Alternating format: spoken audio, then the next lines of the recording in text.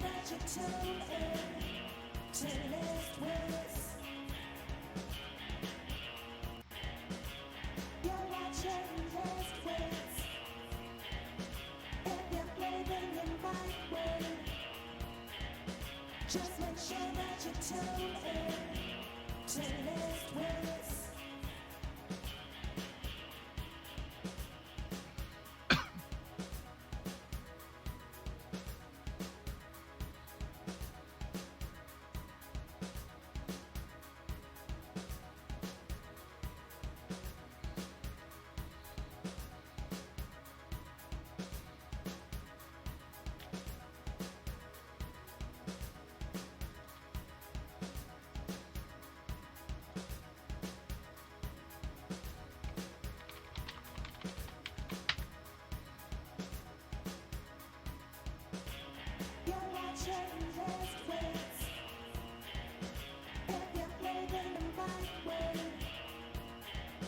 Just make sure that you tune in to List Wits.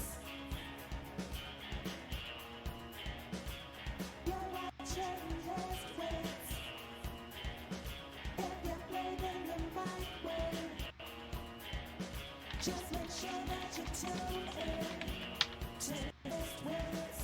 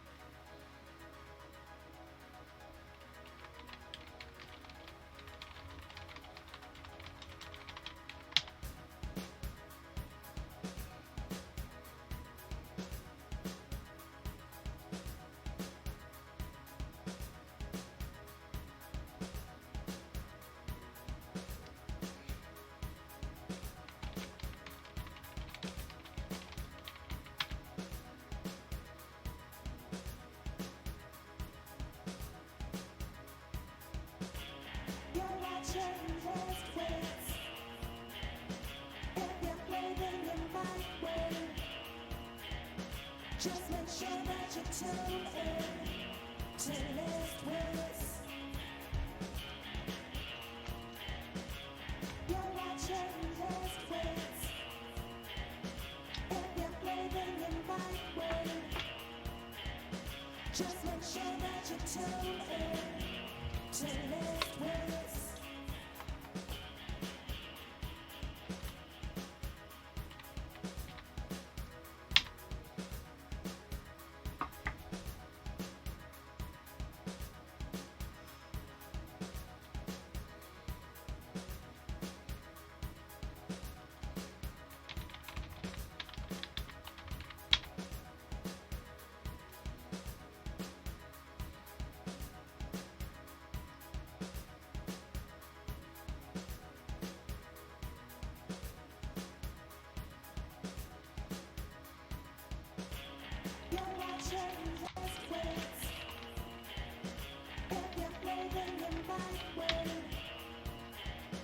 Just make sure that you tune in to List Wits.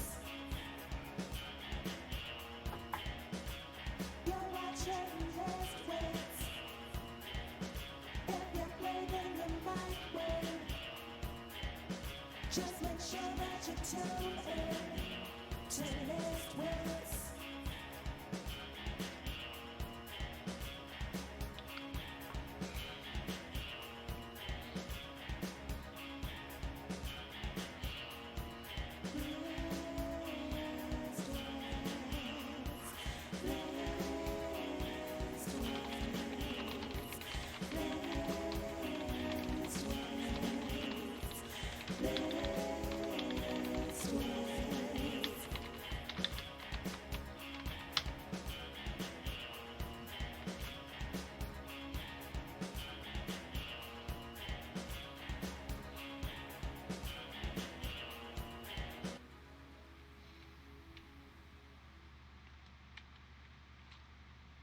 on good evening, ladies and gentlemen. Yeah, it's a little early, but I had to figure I'd bring out the Halloween voice just a smidge. How's everybody doing tonight? What's the good words? You guys doing all right out there? Everybody doing okay? Is it a good Tuesday? Let's just say I'm not so sure about that, but why did you do that? Let's go fix that. It always does that on occasion. Always does that on occasion where it just basically erases one of my blocks. Why does it always forget to erase? Why is it always like erase one of my blocks? How you doing tonight, Spocky? What's good? What's the happenings? What kind of mischief you up to? Fatiguewood? Why are you in Fatiguewood? What are you doing in Fatiguewood? That should be like a nice vacation spot or something.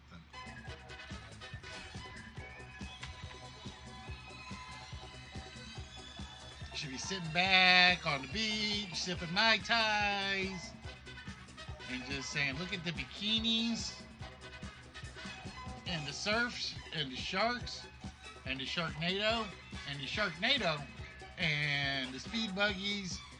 Oh, shit, there's a Sharknado coming. Sorry, I had to do it just once. I know, bad old joke, but I'm bad, I'm old. I got the right to do that. I got the right to do that whenever I want. Sleep and me haven't had enough time together in the last 72 hours.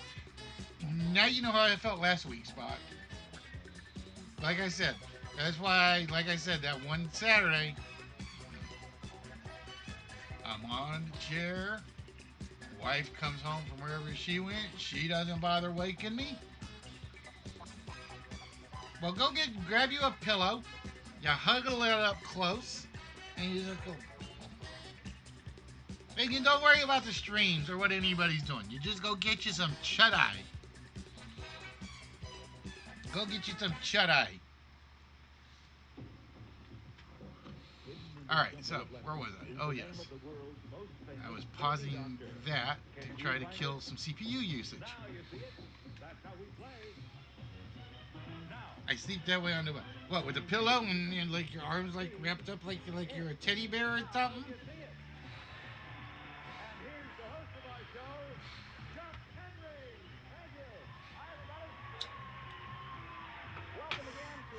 I couldn't see myself doing it in public. I couldn't see myself doing it in public. Nope. No way, no how, nah. Now, I honestly, you guys gotta forgive me. I'm trying to get rid of the gnats. For some reason, I have gnats like crazy. I think the weather is killing me right now. The weather, it's like I need the temperature to drop so I can get rid of these flying little pests. That's what they are, flying little pests. They're like Spock's younger brother. If you have a younger brother, Spock. Did you have a younger brother when you were a kid?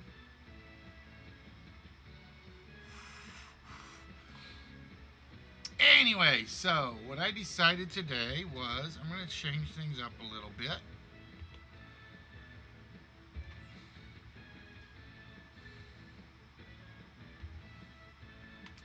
Just because this will give me a timeline of how long I have to talk and prep and everything else.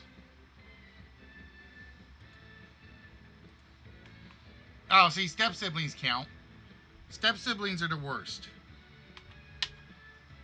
So we'll count the step siblings.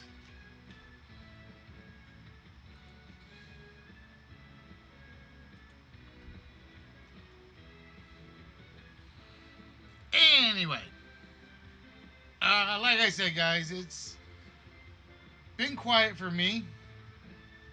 Steps of, see, that's even worse.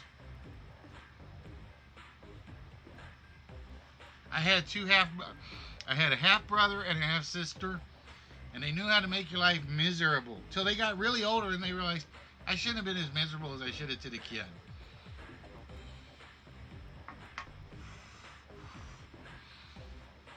Hello, Joe. What kind of mischief you up to tonight?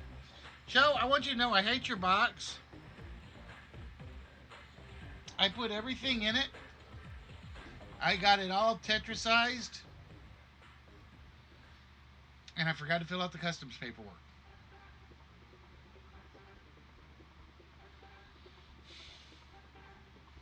So I got to take it all out and do it again. I got to take it all out and do it all over again.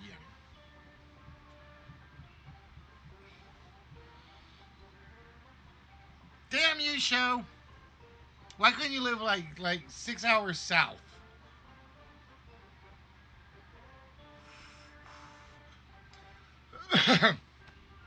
Or at least near the Buffalo border, so I could just send it to Buffalo and you could go pick it up. That would make my life. That's what all Canadians have to do. You guys all have to move to like within 1 hour north of the border. So I only have to ship to the border towns. And yeah, nope, can't do that. And then you guys could like drive the other hour to go pick the stuff up. That's what I think it should be. I say every Canadian should not live no more than 1 hour, 60 miles, or in Canadian terms, 60 kilometers away from the border. That's what I think. But you guys won't do it. I know you guys won't do it. You're like, yeah, but we can't find no mooses that close. How are we supposed to go and get mooses if we're like only an hour north of the border? And it's like, have you heard of Amazon? They'll ship you a moose. Even by drone. Who knows?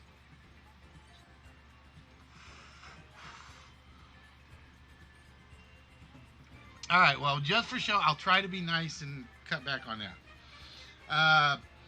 So, anyways, like I said, I really didn't have much to talk about today. Because my life is boring. Yeah, my life is boring. No, seriously, let's see. Sunday, I did nothing. Monday, I went to work. I came home. I actually got to sit there and watch Nerdy. And then today, I worked. See, I don't live one of those exciting lives anymore. I'm getting too old for the exciting life.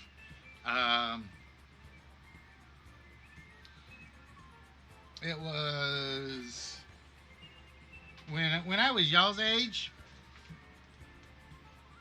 and even younger. Yeah, I was young at one point in my life. At least that's what I was told. I could probably do those sort of things. But not anymore. Anyway, so tonight,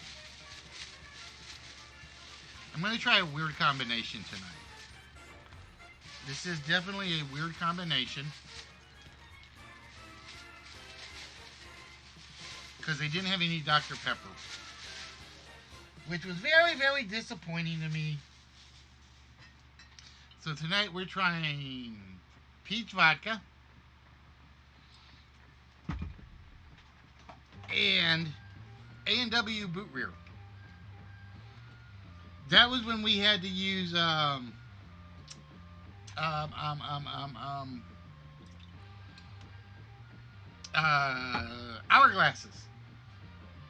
That was our only timepieces, were hourglasses show. So we hired people to like keep an eye on them and flip them when they got used up. Alright guys, so I'm trying something very, very weird tonight. Like I said, this is peach vodka and A&W root beer.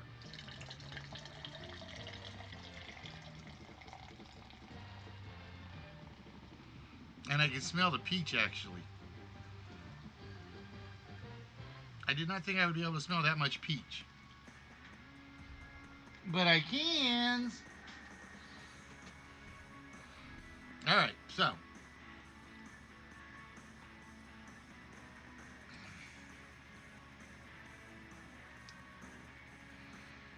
Kind of goes flat. it kind of goes flat really quick. I think the peachy and the vodka kind of like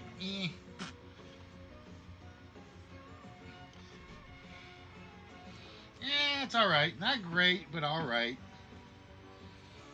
We shall see. Um, anyway, so ladies and gentlemen, for those three of you that are here on the channel, whomever you may be, like I said, I never know if the counter is right or not. I give up trying to figure the counter out. I would like to welcome each and every one of you to the List Wits Game Show. Vodka has to be ice cold to keep carbonation. Well, I don't know. I just bought it like before I got home, so.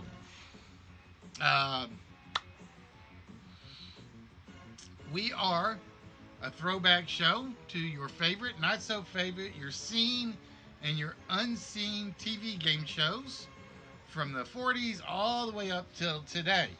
I am in the process of getting High Rollers finished, and I'm liking how it looks so far. I just have to finish up 3 more parts to it, and I think I'll be ready. I think if I get those last 3 parts done, it will be ready to go. I got to do the dice swap, the scoreboard swap, and the prizes for the board.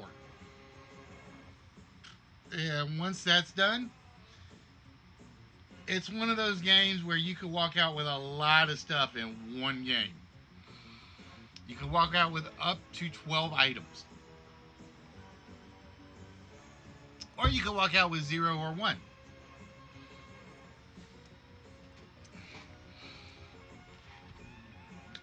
And then I think I'm going to change, I'm going to work on concentration. And I think I'm going to set concentration back to the TV version, where it's the matching. The trick is I got to figure out how many prizes, how many will be whammies, and how many will be like gives and takes.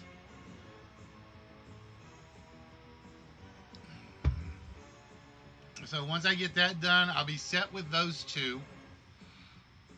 And like I said, I wasn't even planning on working on High Rollers, but it was like just at some point at the office today, I had PowerPoint open, and let me try something, and it worked. And it was like, wow, it worked.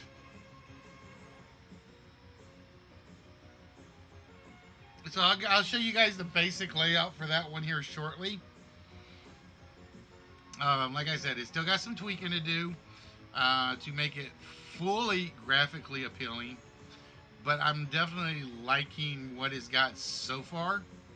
The only thing I can't figure out how to do is do random fonts in Visual Basic. I mean, there's a way where if I make a list of fonts and I can like pull one of those, but it's like that would be a pain to do. I was kind of hoping it'd be like I could just do numbers. Like font X is this, font Y is this. So if I choose font 27, it would pull font number 27 out and use it. It doesn't work like that. They do that for animations, but they don't do that for fonts. So I was very, very, very disappointed. Because right now, all my number boards will look the same. Whereas on the original, you could do it, and it would change, each board would look different, just because they'd use different fonts for the numbers. If I could figure that part out, and I could do that in VBA and do it neatly, I'm almost set. I'm almost set. Because all I got left to do is pull questions, pull prizes, or put prizes on the board, and then have everything swap when you go from A to B to C for like the dice, the scoreboard, and the main board. But so that's been my wonderful life. For those of you on Twitch, on DLive, on YouTube, on Mixer, on StreamMe, on Periscope, what's been going on in your wonderful lives? It's like you guys, You know, that's the funny thing is that's always the worst part. Is like I could talk and talk and talk and talk. I don't get anybody to say anything till the game starts. It's like, hey, how you doing? And then Spock's like, oh, okay. And then it's like, don't lose it. No, I'm not gonna lose it.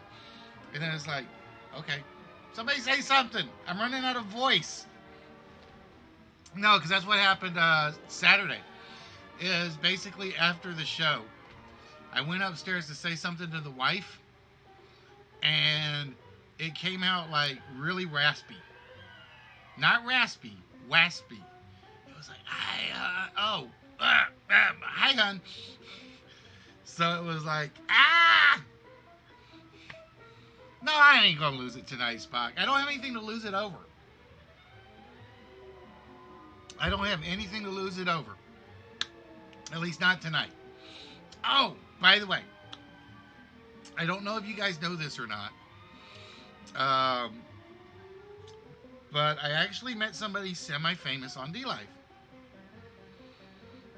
If you are a wrestling fan and you know Terry Runnels, she actually streams on D-Live. Just so you guys know. Working away, trying to get this company I'm with approval to discharge the treated wastewater. They're great. Well, see, that's when you say, all right, here's another 5,000 Canadian dollar fine. I'll take it in 50-cent pieces.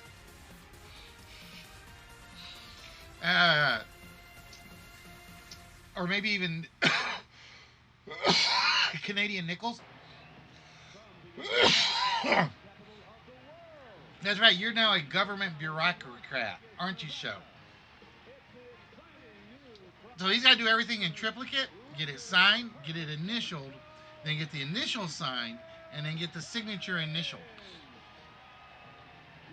And how much of that 3K do you get? Actually, Spock, you weren't. It was actually Stevie Wonder. It was Stevie Wonder, which means nobody got the intermission board tonight. Spock was so sure. You were so sure, weren't you, my friend? All right, ladies and gentlemen, it's time to get. Oh, I was going to show this off before I did this. Okay, so give me a minute. Did I close it? I don't think I closed it.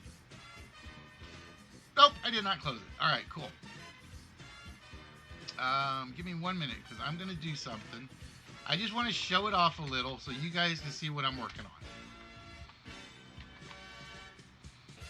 on. Bum, bum, bum, bum, bum.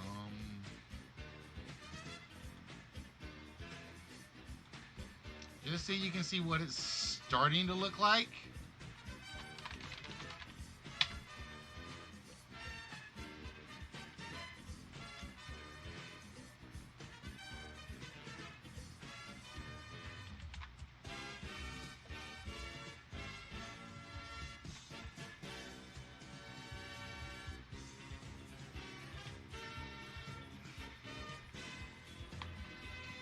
So this is what it's starting to look like. Oh, I gotta resize it. Duh. Gotta resize it or I can't do it.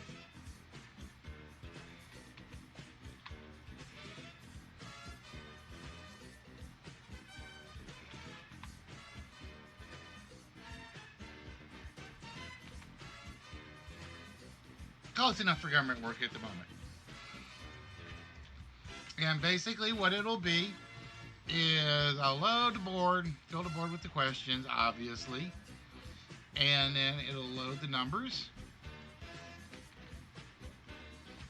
And then that's the scoreboard over on the left where the prizes will go if you clear a column. And then between columns, the scoreboard will disappear. And the dice will appear. And I got to get the dice over there. So give me a minute. I'm going to do pretty much all of this. Just so you guys can see.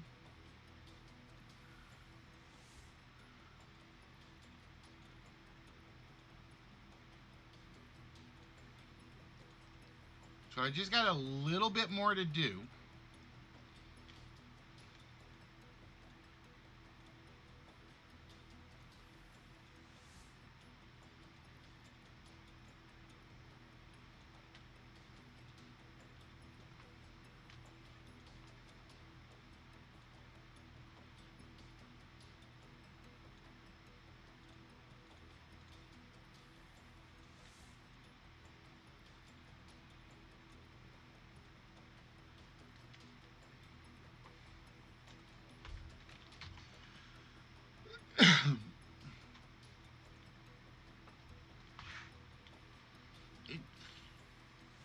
Let me put it this way, show.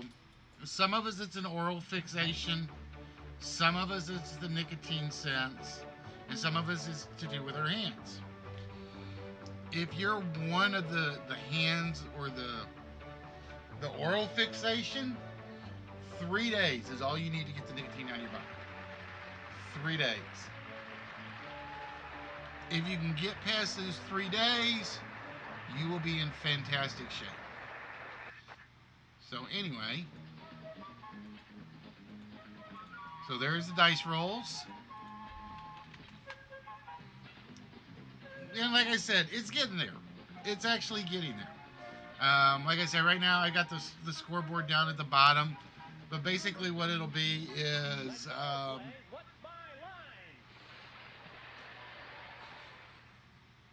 once a column's claimed, a scoreboard will pop up. And then once that's done and you hit the roll the dice thing, the scoreboard will disappear. And like I said, it's looking good. I think it's looking good. I don't know what you guys think. Bum, bum, bum, bum, bum.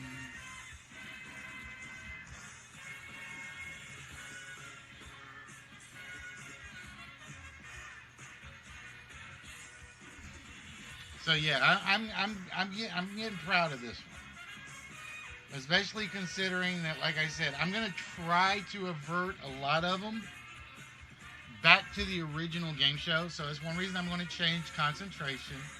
It's going to go back to a matching game. Concentration will go back to a matching game, not a trivia game. Although I'm going to keep trivia concentration. I am going to keep trivia concentration. And then I'm going to make the match game version only. So yeah, like I said, I've got high hopes for this one. Now the question is, do I need to put music in these games and then turn off the main music? Because then you're going to get one song that plays over and over and over and over, which I'm not looking forward to unless I like turn it really, really low so that only I hear it. So it's something I got to figure out. That's something I got to figure out. All right, ladies and gentlemen. With that, we are back for what most everybody shows up for around here, and that is called the list. And the list is very simple. Think Family Feud without the points. We take an object, a word, a theme, a topic. We pick 10 items to put behind it. If those 10 items are on the board, you could possibly uncover a free shot at the vault right down there in the corner. You could get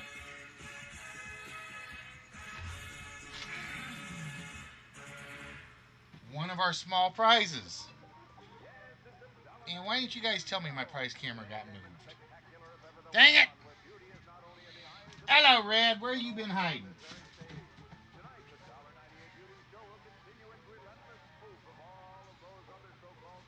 Joe, forever early for everybody but me, huh? Thanks, Red.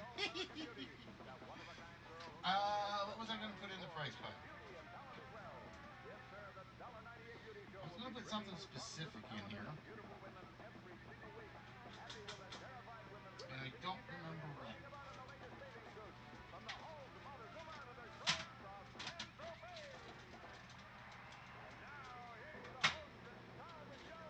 Oh, yeah, I did.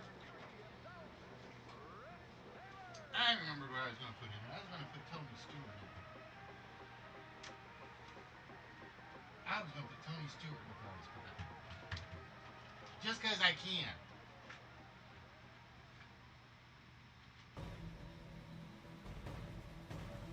There we go.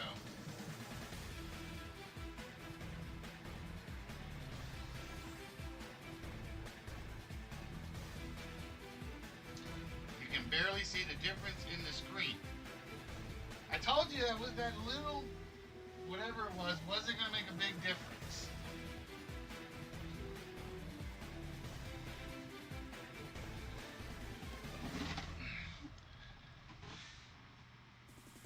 Did you catch what I typed happened on ship in Nerdy Stream?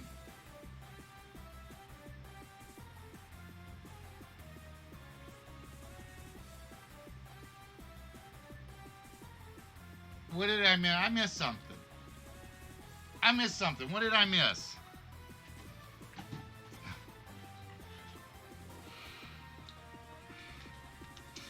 All right. Anyways, ladies and gentlemen, tonight's first list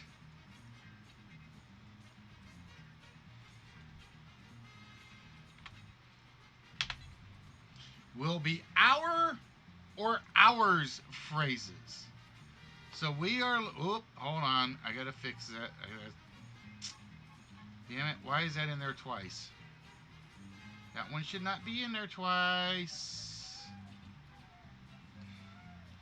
Please tell me I did not put a word.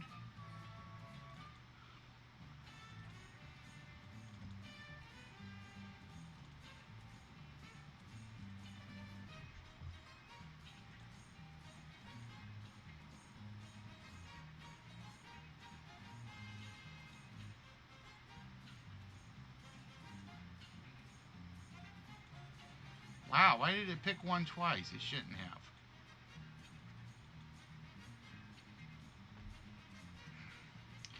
It should never pick one twice. Oh, it's because it's in the file twice. Duh. Okay, we got my favorited list I ever made. Listy is a very happy camper right now.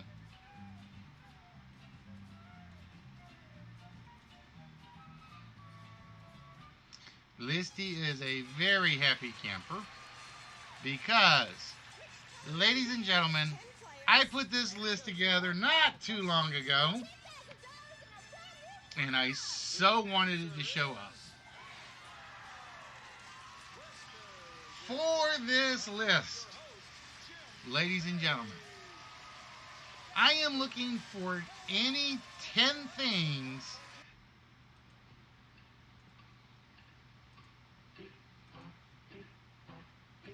from Blazing Saddles. And I will tell you right now, there ended up being about 55 that I came up with. And now, here is America's #1 clock watcher, Bud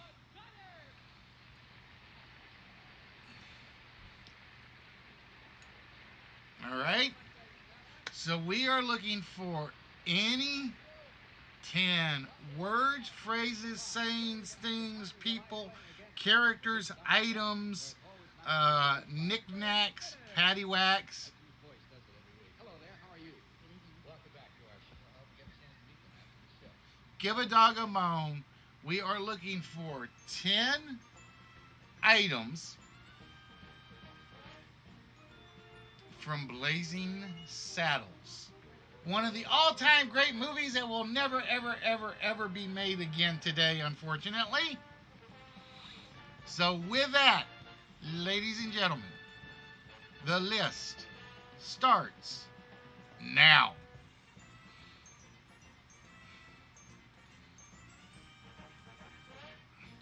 So that's right, folks. It is beans. Beans, the musical fruit.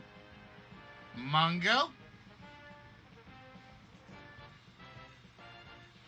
And I'm going to tell you, you guys will have to be specific. Or Pacific, as I like to say around here. Because there is honestly no reason for me to take alternates. There is no reason.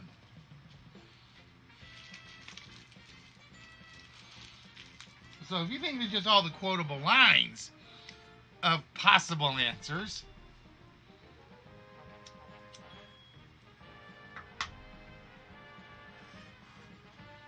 now I will say, hello Trans, how we doing?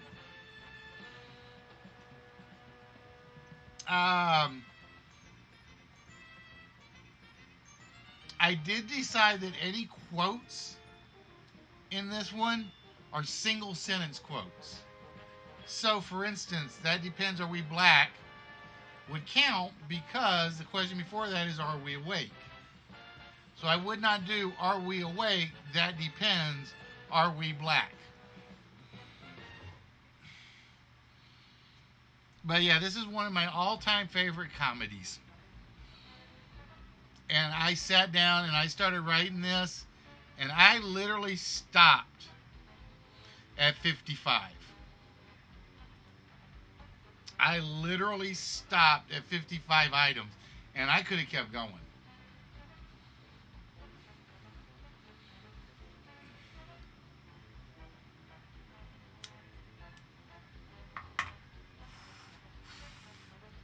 Believe that or not, but Swing Low, Sweet Chariot's in the file somewhere.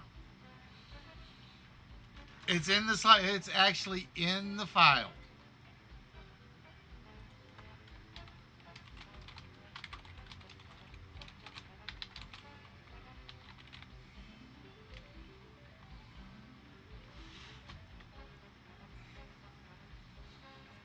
But ladies and gentlemen, boys and girls, you're so good, and they are so dumb. uh,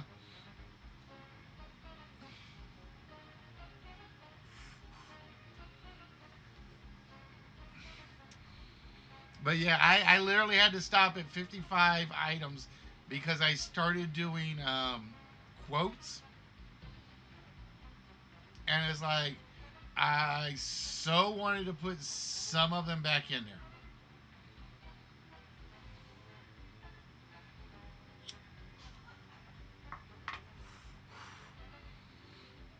Anyone got a dime for the toll booth?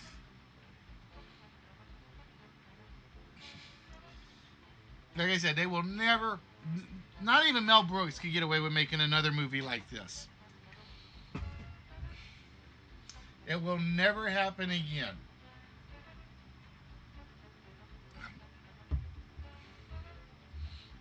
About the only person I think that could come close to doing it is Chappelle.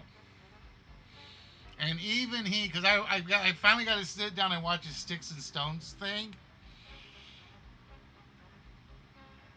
It was not as funny as people made it out to be, but it was interesting.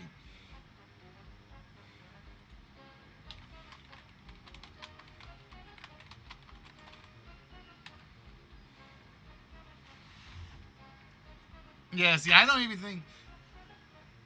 I'm trying to think if there's anybody, and I mean anybody, that could get away with making a Mel Brooks movie like that again.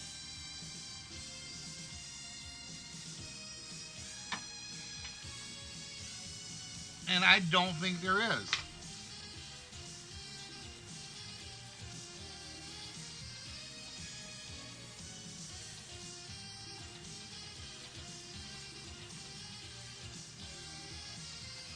One of the greatest movies of all time, and again, just remember, this is anything. Ignore the word phrases. This can be anything. Um,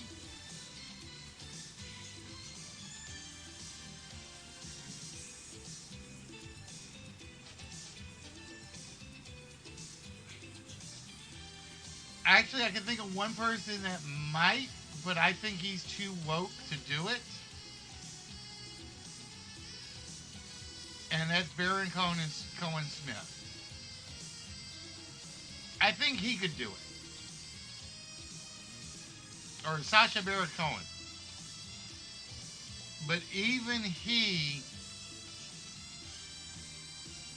I would say even he couldn't do it or wouldn't do it. I'm trying to think of anybody that would be brave enough to do it.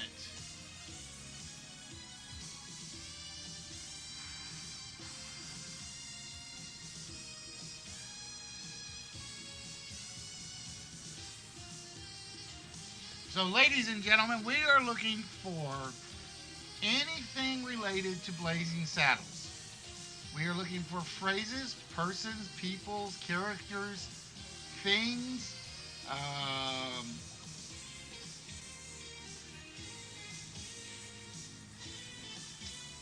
basically anything related to Blazing Saddles. Your okay, I'll let that one slide. There we go. The first one comes off. The Waco Kid. Even with the misspelling, I'll give it to you, Trance. Even with the misspelling, I'll give you the Waco Kid.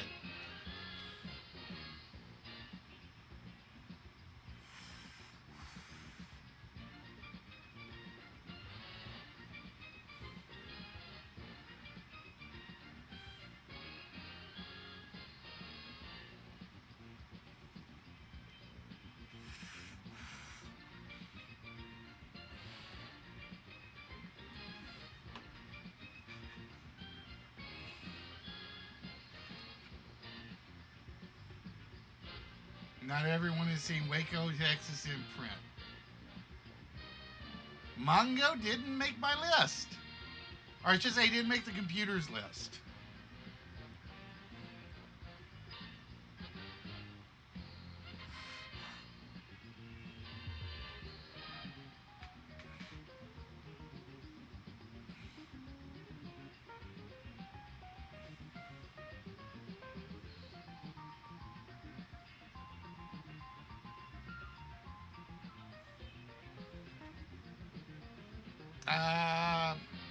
Now, I will say I did not include that word anywhere in there.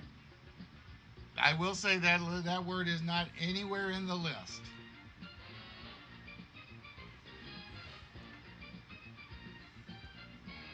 That's because Listy bans that word. By every bot that I have.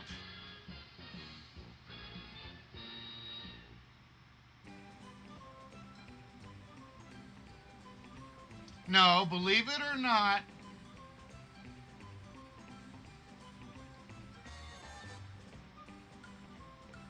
and yes, I use it a lot.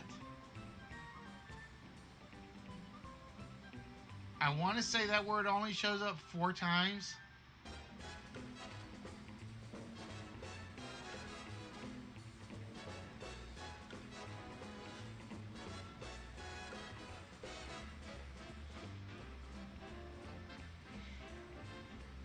I want to say 4 times, but I'm not 100% sure.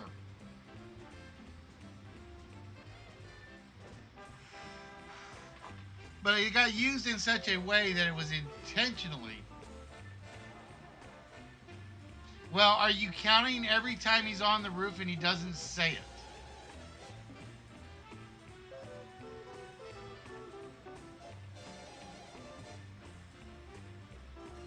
Because he goes, he's a ding and the bell goes off. And then ding and the bell goes off. No, dang, blasted, he's a ding and the bell goes off. See, I don't count that. It never gets said in any one of his lines when he's on the roof. Now, it does make it into that scene one time.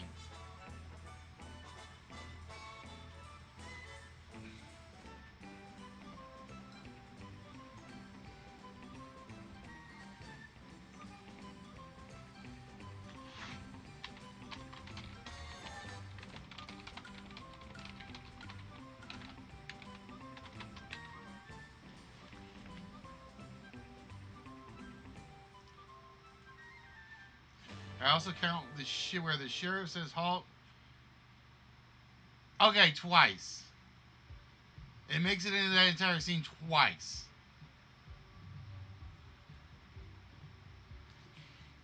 John Hillerman says it once, and then Bart says it once.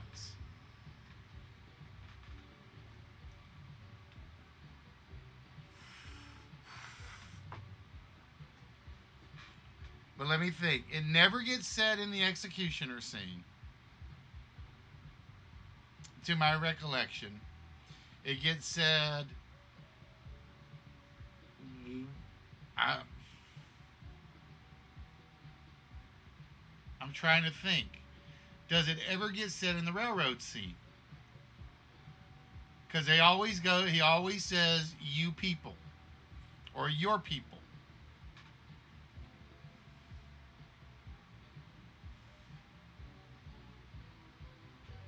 Well, I'm trying to remember. Okay, I know Black Bart says it once. John Hillerman's character says it once. The governor says it half of the time when he's got his arm around Bart and he's walking into the wall, and he goes, "You realize he's a nit," and he stops.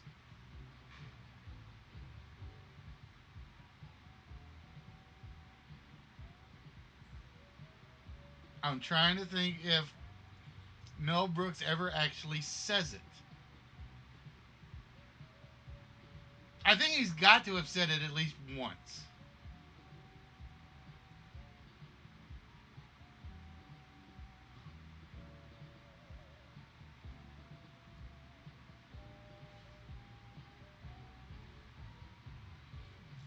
All right, it's not said in the first railroad scene.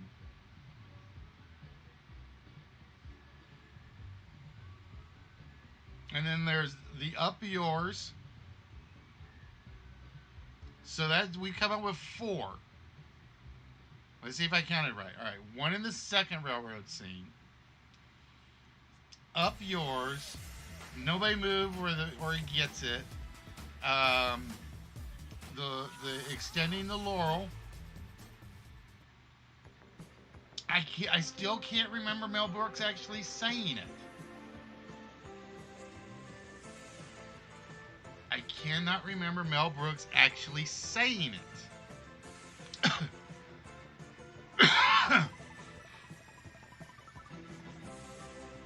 No, I will take that back. He does say it once because after he grabs the sheriff, he turns around, pushes him off, and grabs Headley and says it once there. Okay, so that's 5.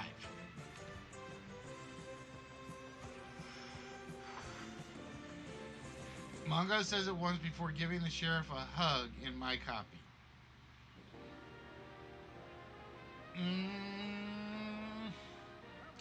I have seen the full extended version. I don't remember Mongo saying it. I don't remember Mongo saying it.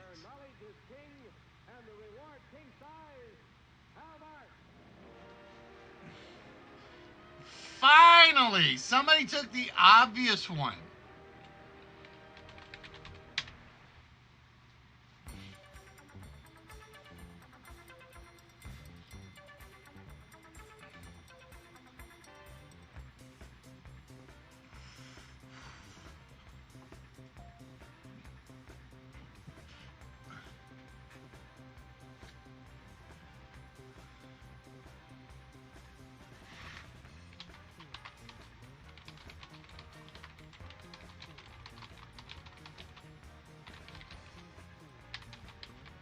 Somehow I left that quote out of my list. How did I leave that quote out of my list? Now you do, or now go do that voodoo that you do so well.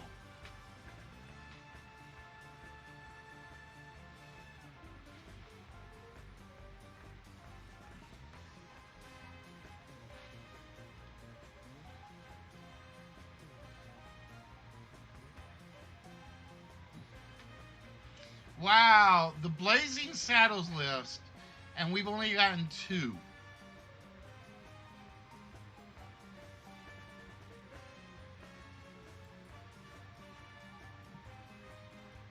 We've got the Blazing Saddles list, and we have only named 2 items out of the movie.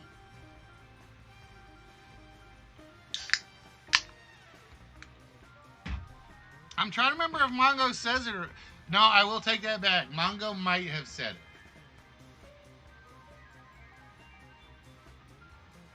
I will take that back. Mongo might have said it.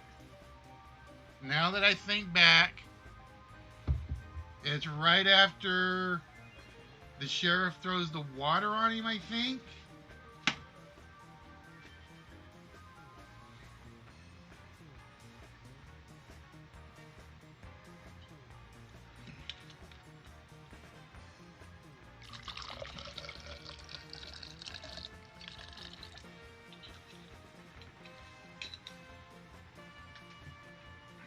Yep, the one where he wakes him up with the water.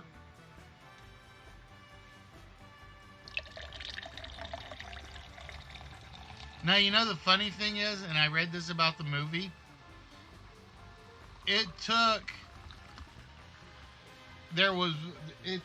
everybody. Nobody actually wanted to say the word during when they were taping. It took Mel Brooks and the star to go up and literally tell people, it's all right, we're making fun of racism.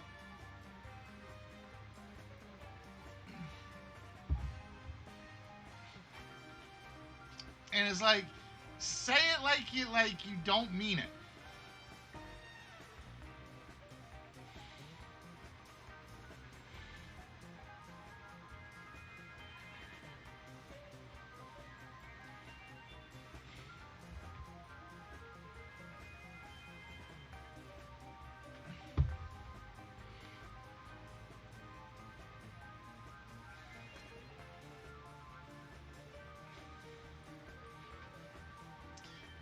Wow, guys, this is surprising me.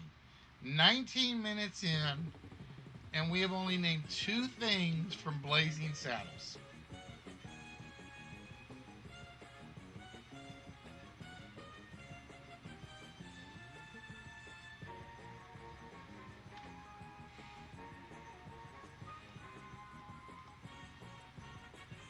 It's almost like I don't want to take any of these.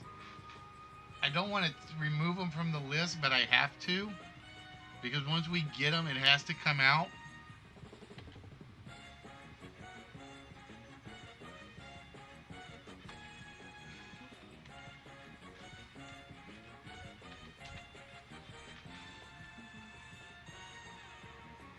And trans, I didn't say they were all quotes.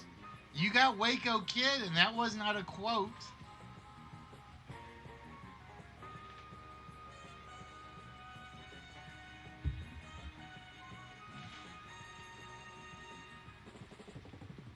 Oh no, none of these are obscure.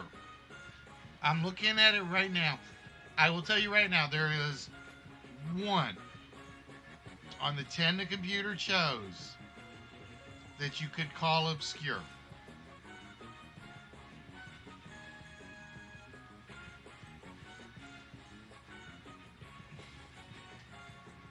There is one total on this list that I would say I would call obscure, and even that's not obscure. It's a major part of the movie.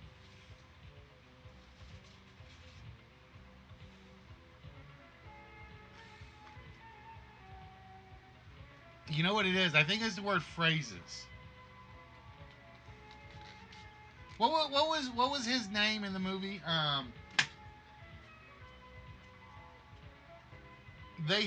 What was it? Was it Benny?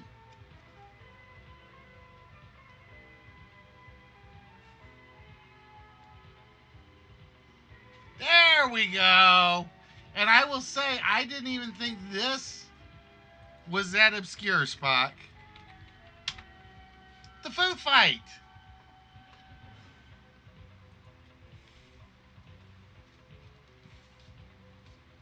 Arnie. Okay, that was his name.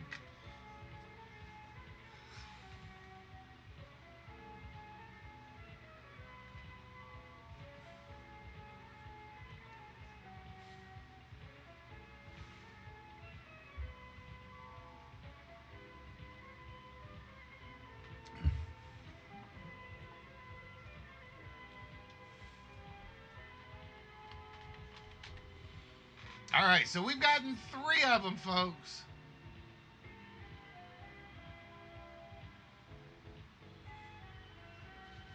Just remember, ignore the word phrases. I'll get in there and I'll take that out of the programming at some point.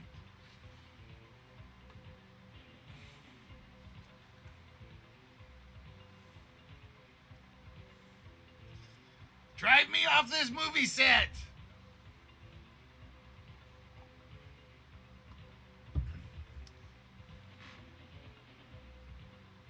Oh, no, it was drive me out of this movie.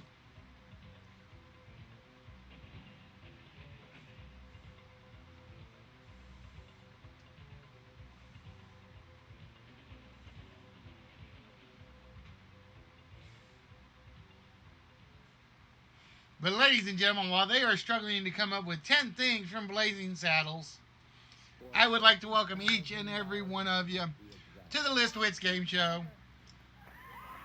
It's true. It's true. It's true.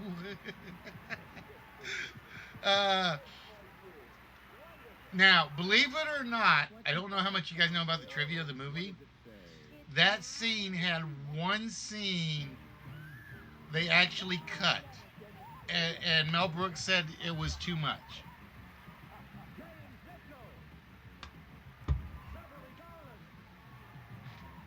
Because it's after you hear the zipper. There's supposed to be one more scene in the dark. And Mel looked at it. He's like, that's too much. We don't need it. The goofy silliness came through with the zipper sound.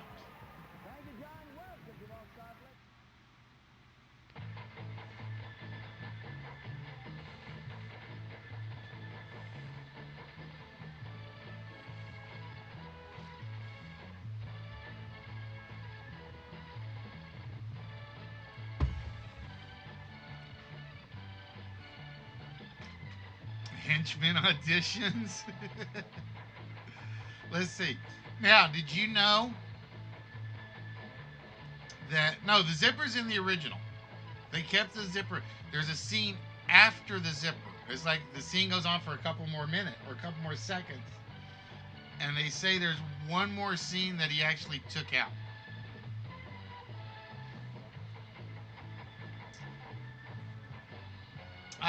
Did you know that Mel Brooks was actually in the audition line for the Henchman?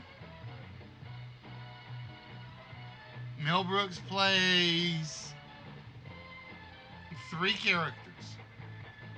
He plays a pilot in the Henchman line. He plays the Indian, and he plays the governor.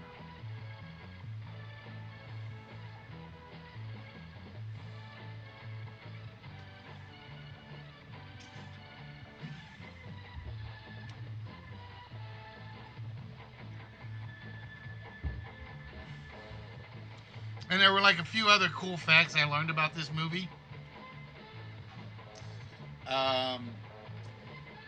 For instance, the seal. There's something special about the governor's seal. I can't remember what it actually means, but it's in Hebrew or Yiddish, and it actually has a meaning. And I can't remember what it is right off the top of my head. And let's see, what other facts am I trying to remember about this film?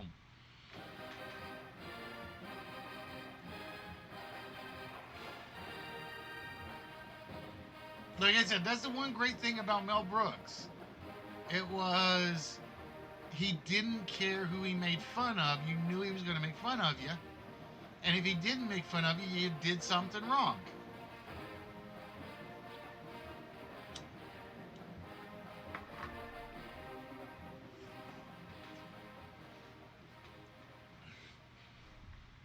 That's the difference between comedy of then and comedy of now. Evie, what's good, my friend? What kind of mischief you up to? Um, so did you ever get your package, Heavy?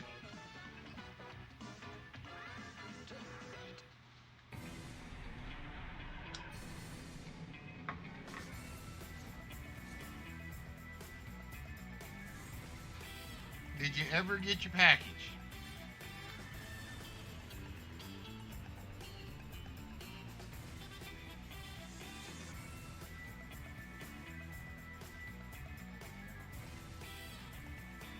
Yep.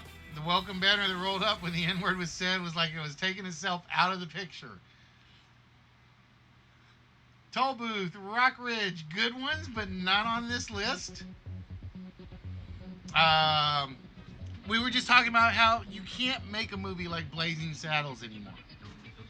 You can't make a movie like Blazing Saddles, Spaceballs, um, History of the World, because somebody's going to get their feelings hurt. And it's like, that's the point of comedy. Is, yeah, you got made fun of for 15 seconds, and then he moved on to somebody else. Nobody gets it. I think the last comedian to honestly get it is Seinfeld. And I'm never a Seinfeld fan. I didn't find his delivery funny at all.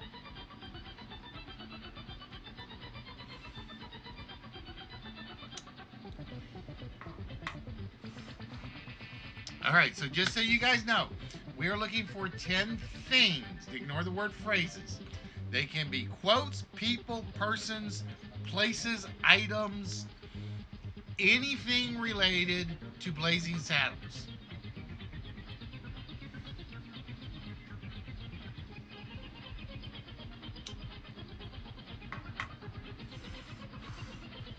I tried to figure out if Wagon Circle of One would actually work for the list, and I passed on it just because I didn't know how to phrase it.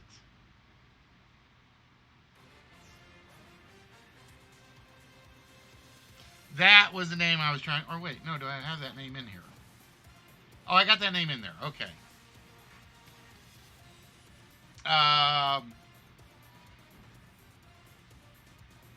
But yeah, all right, Heavy, you can help us out. We're trying to figure out how many times did the producers, Mel Brooks, get away with using the N word in the film? Spock swears it's like 19 times. I say it only occurred about 5 or 6.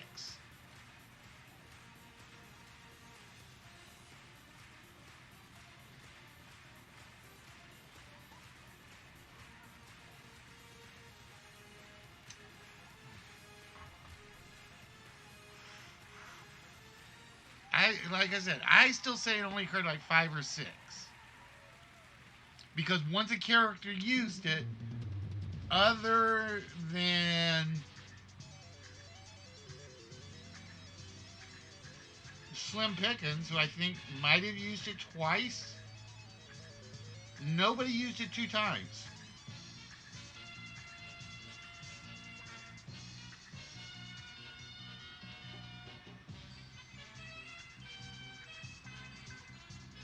Like I said, the sheriff uses it once, John Hillerman once, the governor once,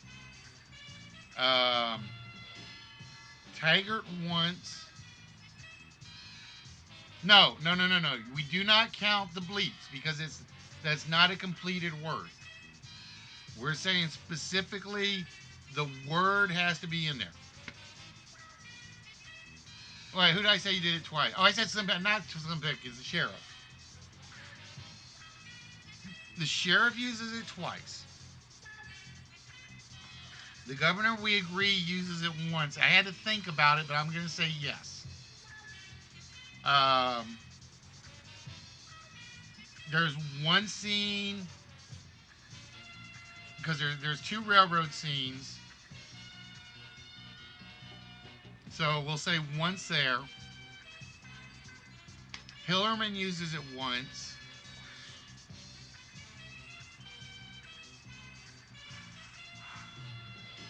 Like I said, other than the sheriff. No, no, no, no, no. I don't think he ever put. I think he no. He says, "Boys." He says, "Boys, look what I got here."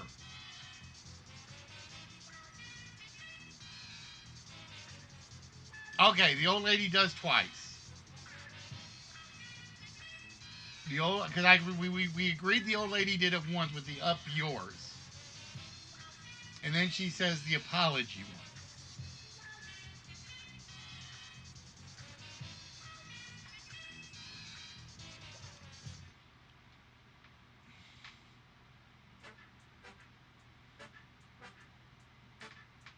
But yeah, Gene Wilder never uses it.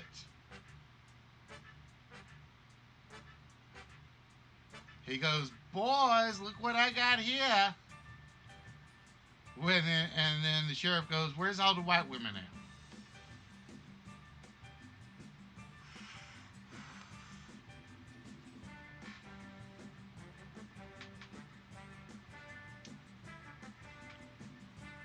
All right, Trent, I'm gonna say that's one you got to be specific on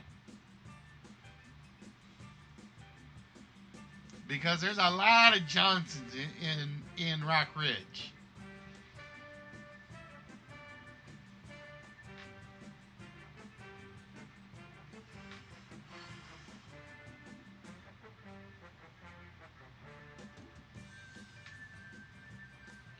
Which was a joke in itself. I don't think anybody caught. I mean, everybody knew it was like Johnson.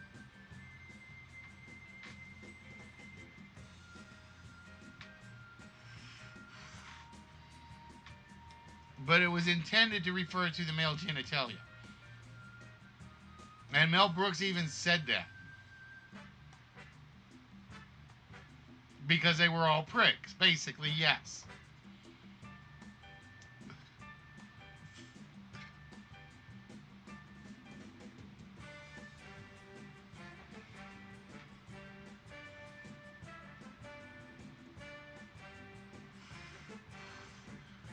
But everybody thought it was a setup for the Howard Johnson's joke.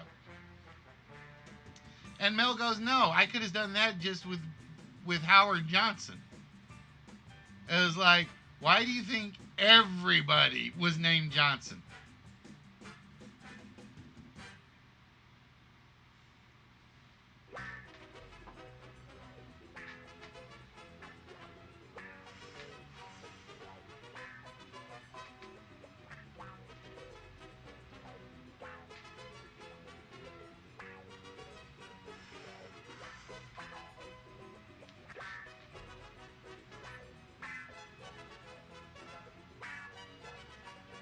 Wow, we've only gotten 3 so far. Come on.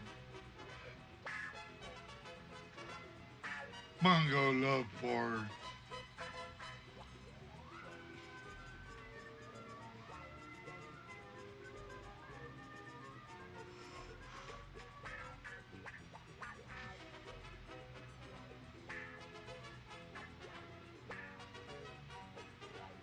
How's my Mongo imitation? Mongo love Bart. Mongo love Candy Ground. Mongo punch horse.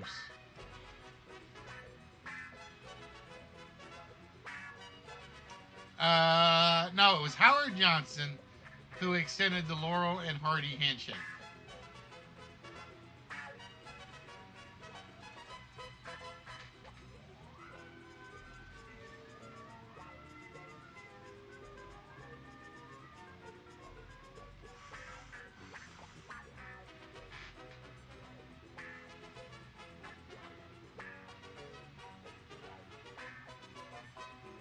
I will say there are 2 more Johnsons you guys haven't named that are obvious.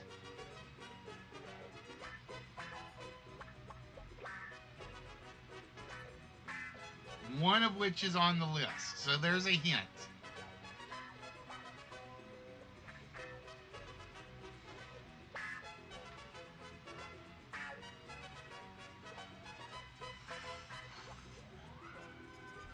So there is one Johnson on there. I'll give you that much.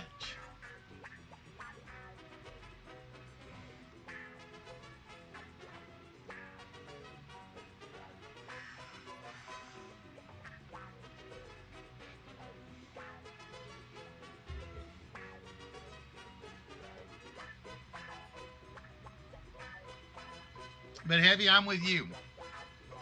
I will put Blazing Saddles as my number 2 movie of all time.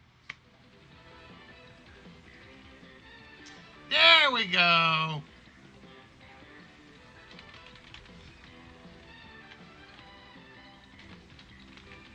Ah.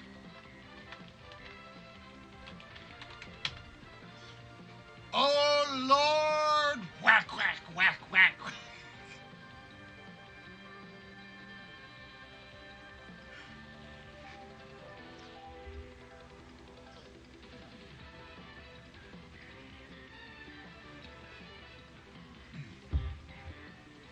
Right when he goes to shoot the dynamite.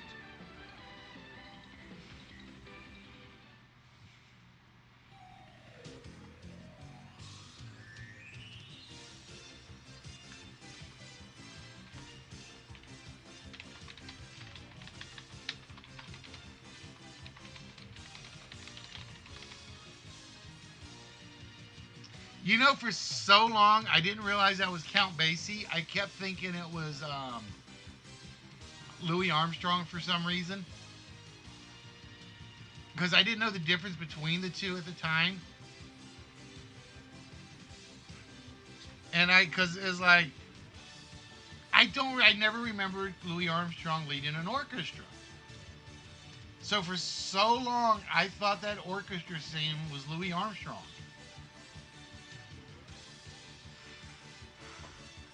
And then I got a little bit older, and I learned that it was Count Basie.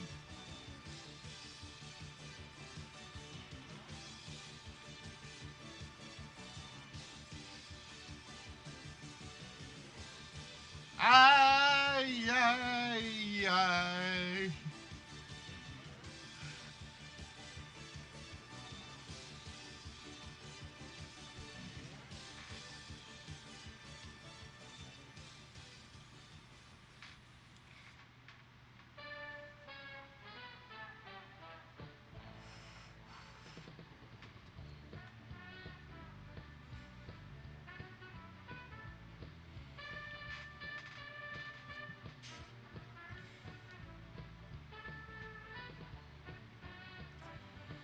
I'm happy to say you guys actually added a couple to this list. There's one I'm really ashamed I missed.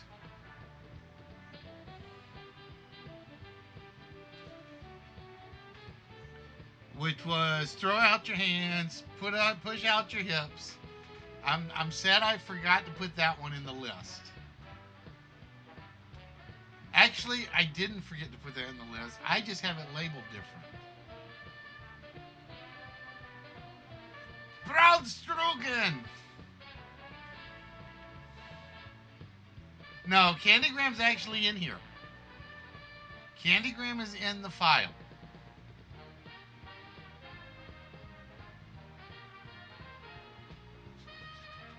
Except it wasn't the French Mystique. It was the name of the song is the French Mistake.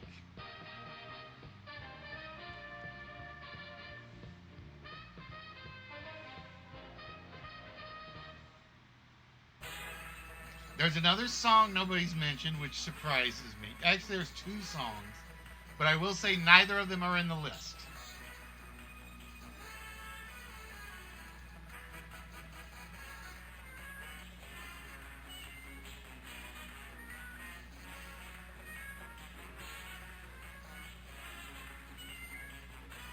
There are 2 songs nobody's mentioned that are definitely in there that nobody's mentioned.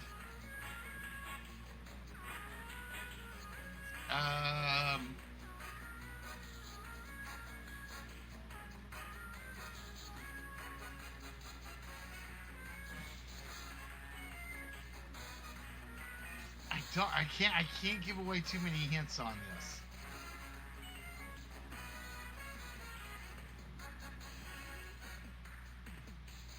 Yep. There are there's the song the Germans are singing in the street. Then there's another song that I cannot believe is missed. Believe it or not, I have farting in the file. Spock is just not on this, not the 10, among the 10 that was chosen.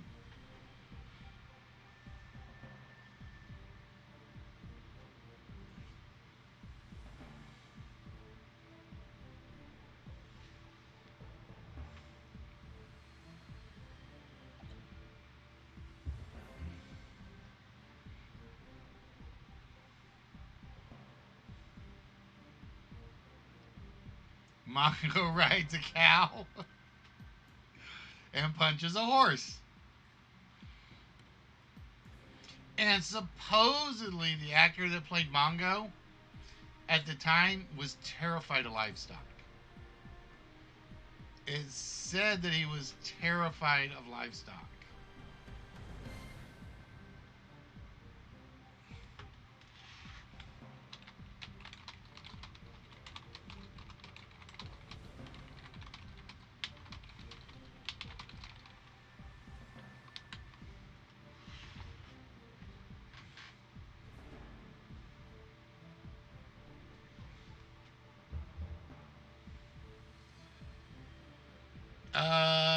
No, not true, Spock.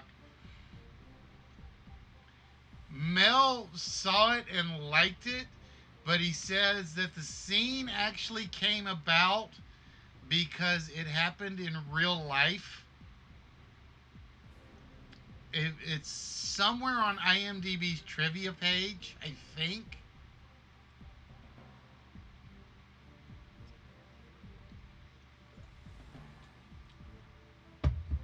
If you go look it up on IMDb, there's one trivia page or one trivia thing where he says it was a combination of Conan the Barbarian punching the camel, and supposedly he had seen it happen in real life.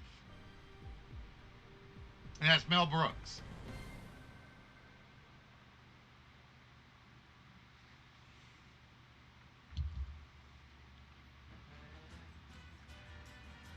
Exactly, Red. I don't think the timeline works for the Conan story to be true.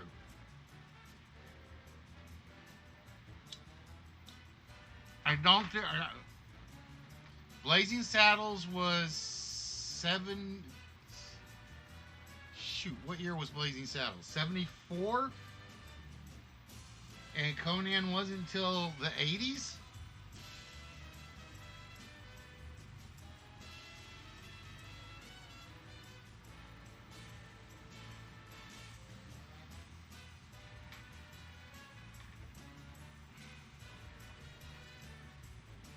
No, there was no book for. All right, 79. Yeah, Blazing Saddles was well before Conan.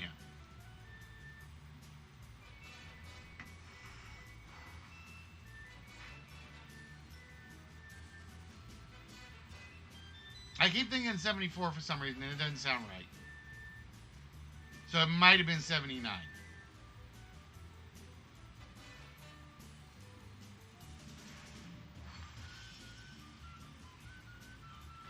Wow, guys, we only got.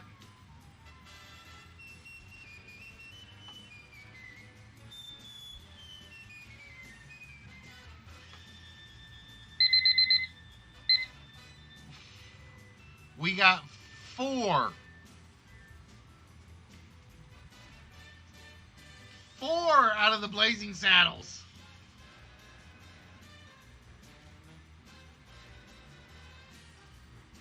See, I had it right. 74.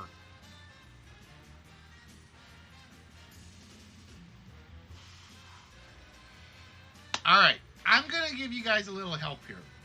It's too late. We're not going to pull.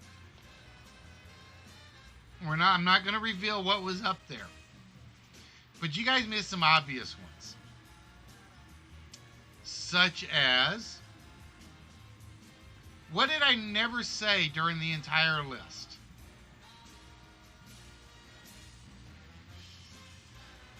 When I mentioned characters, what did I never say? Just so you guys know for when this comes back around.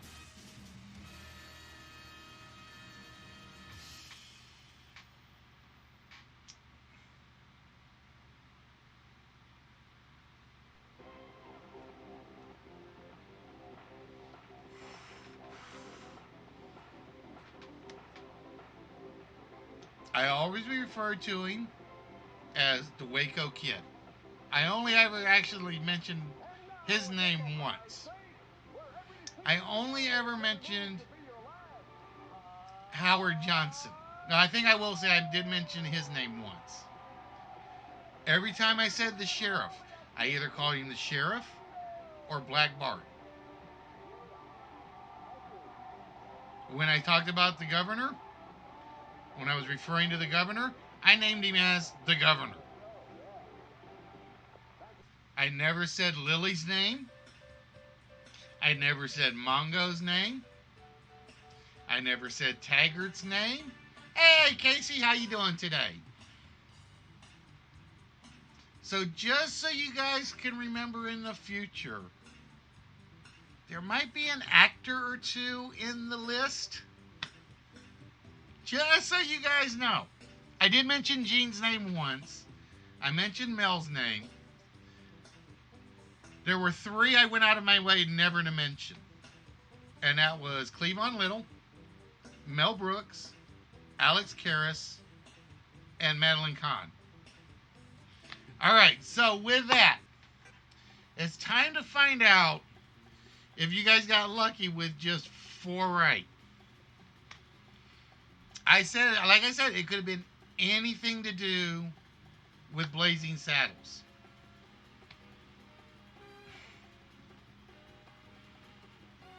And I never mentioned Dom DeLuise, who was actually in the list. Trans started us off with the Waco Kid. Nothing for the Waco Kid. How about the Hollywood food fight?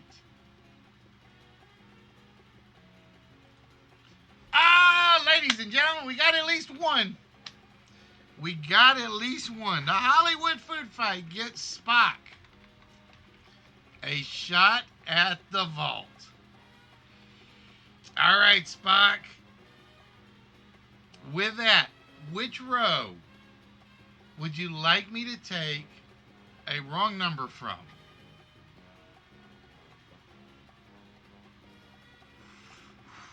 So how you doing tonight, Casey? What is good? Up, and we have lost the 3. All right, Spock, we need a 4-digit number that you think is opening the vault tonight.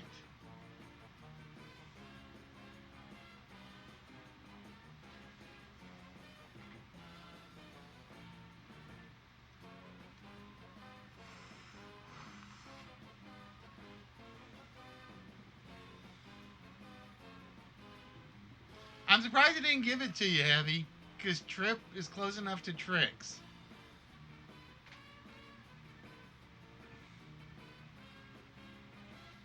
All right, Spock says we're going to go 9, 0, 3, 6. We're going to lock in 9036. And we hear sad trombones yet again. And that means we're down to Walrus, who's about the only person I have not put most of his stuff in a box. Well, let's see. I got yours, Twisted's. I think I put Sari's in a box. Allie's is not in a box yet. I got about 6 that are not in the box yet. All right, Red. Is it? Oh, Lord. Please guide this man's hand. Oh, it is not Reverend Johnson. And I got to take Reverend Johnson out of the file. And how about Red Walrus and badges? We don't need no stinking badges. Oh, not there. So we only got one vault shot out of the list. Hey, Polar, how you doing today? Nothing out of the vault shot. All right, so I don't have the High Rollers game ready. So the question is, who's interested in participating in a main game? If you are interested, please feel free to speak up so I got a count so I can figure out which game to go with. And while you guys are doing that, I am going to run another intermission game real quick.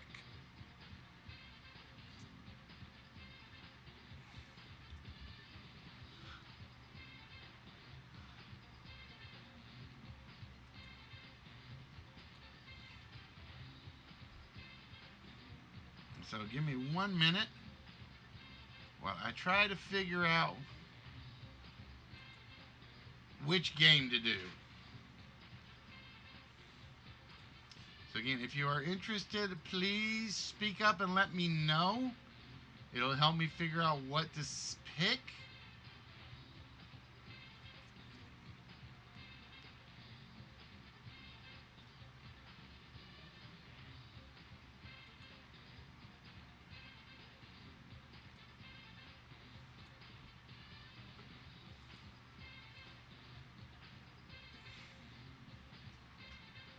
And why is... Oh, there it goes. It didn't take. Damn it. I don't know why it didn't take.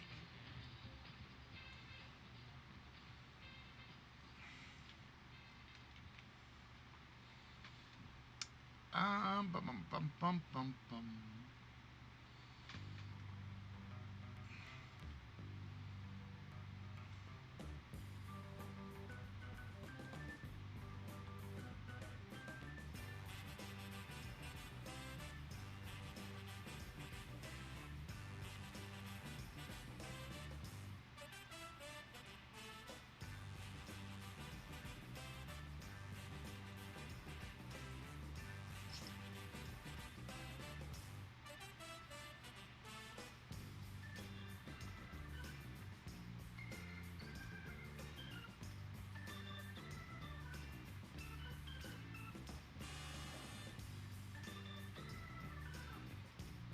Actually, I'm going to hope we get 3 interested people. That's what I'm going to hope for.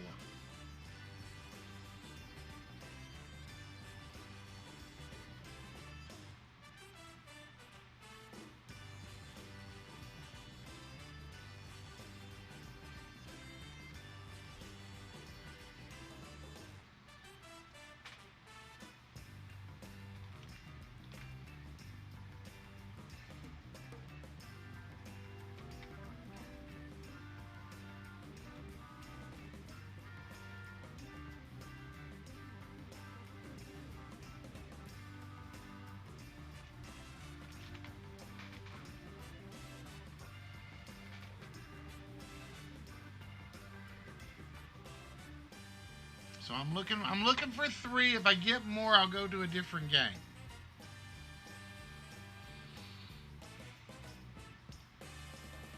I'm looking for 3, but if I get more, I will go to a different game.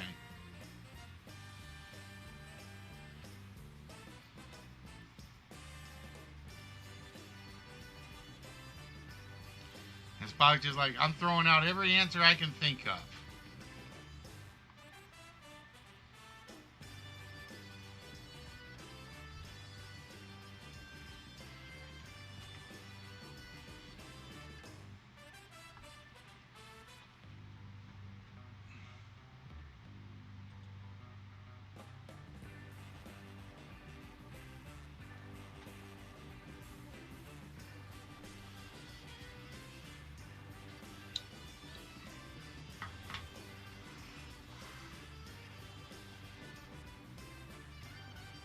The Doorman of Oz.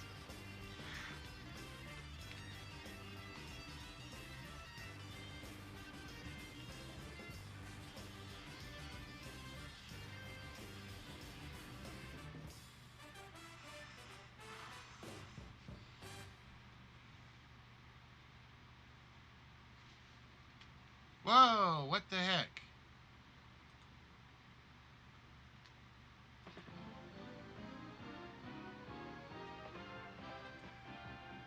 That was weird.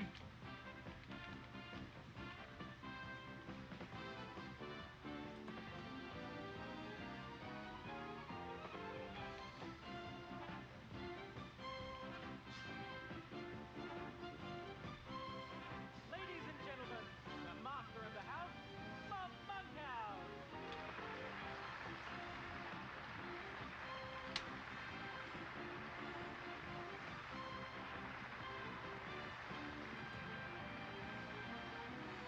Was not expecting it to like completely crash like that.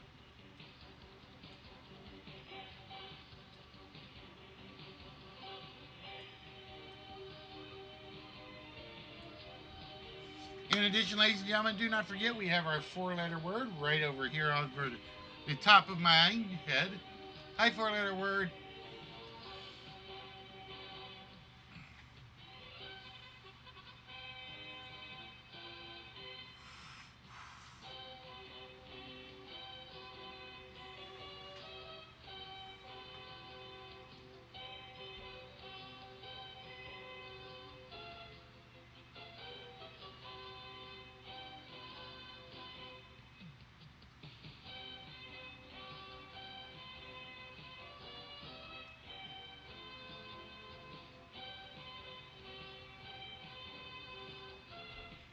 Yes, I did, Red. No, no, no, no, no, no, no, no. The question is, what character did Francis Gum portray in The Wizard of Oz?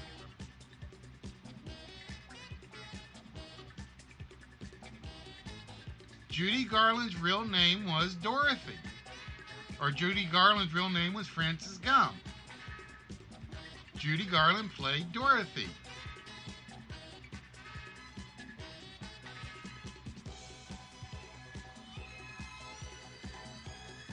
There was no screw up on that question.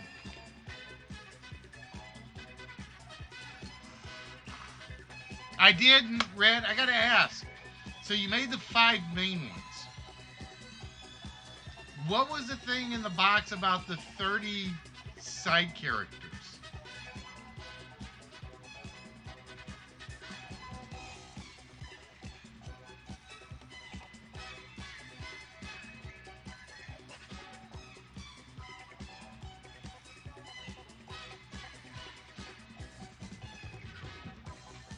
Yeah, you know her as Judy Garland.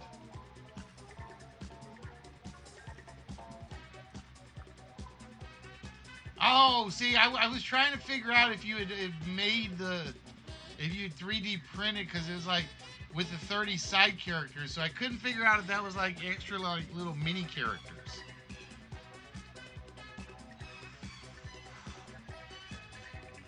I can't wait because we've seen Kyle, we've seen Jerry Cock. I want to see the Timothy one. That's the one I'm looking forward to seeing.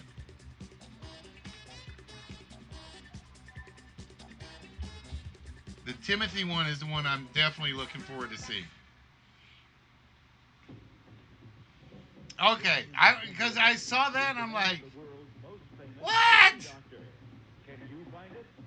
So it's only the 5 that were in the spaceship. Kyle, Cock, Fish Stick, Red, Fawn. Now you see it. And here's the host of our show, Chuck Henry. No, but officially he was still in Time Spacers. Welcome again to Now You See It. It was the first or last episode.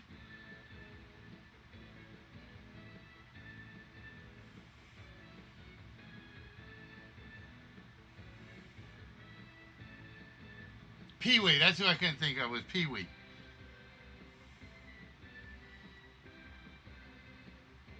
Well, Goldie is the Build-A-Figure. I got that.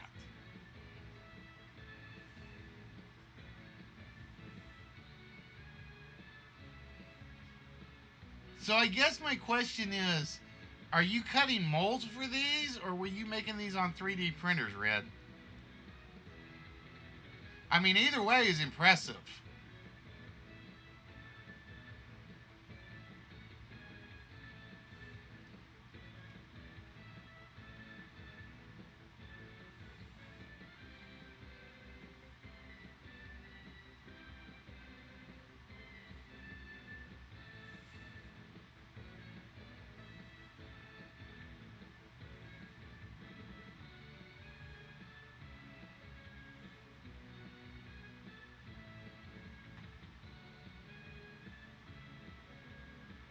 Because I still want to get a 3D printer. I really do. I just don't have. I just like. I have too much in expenses right now between shipping. I want to show you guys how many boxes I have.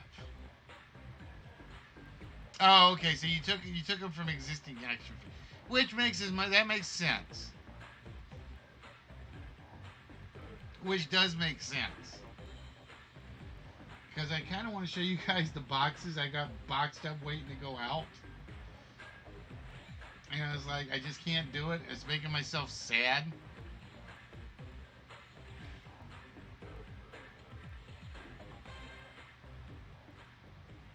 Oh, see, I've already got my lookalikes.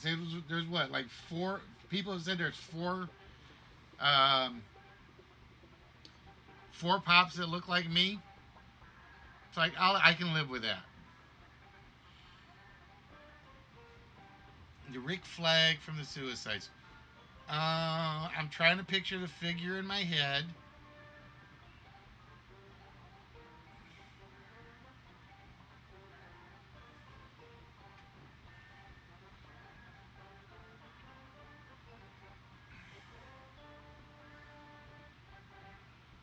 I could see that.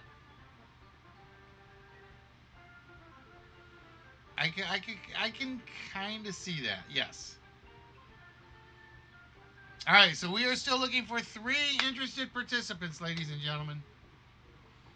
I'm looking for 3 interested participants because I think we're going to try Wonder Ball tonight. And again, guys, if you participate, you can win what's behind curtain number 1 or what's behind curtain number 2.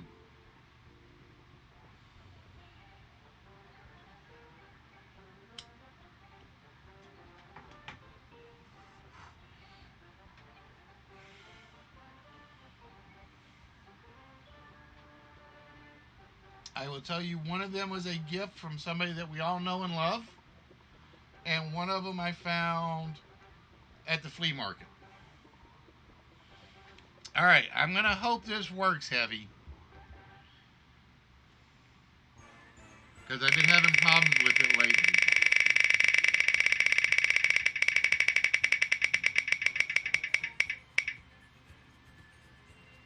Ah, Heavy gets to play a 1-player game. All right, so we're going to end up doing Heavy's 1-player game, and then we're looking for 3 interested participants for Wonder Ball.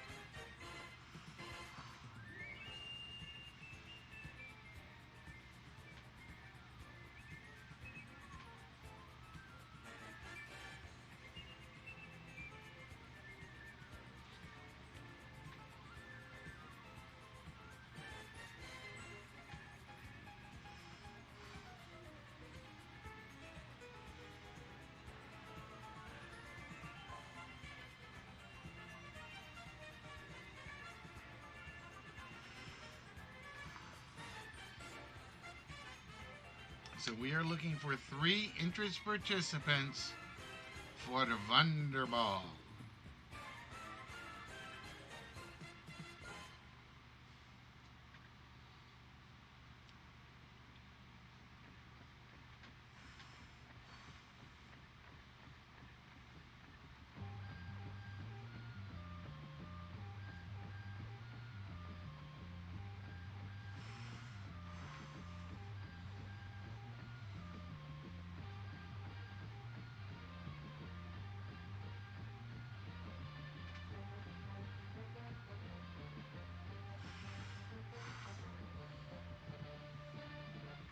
Heavy's just naming every president he can think of.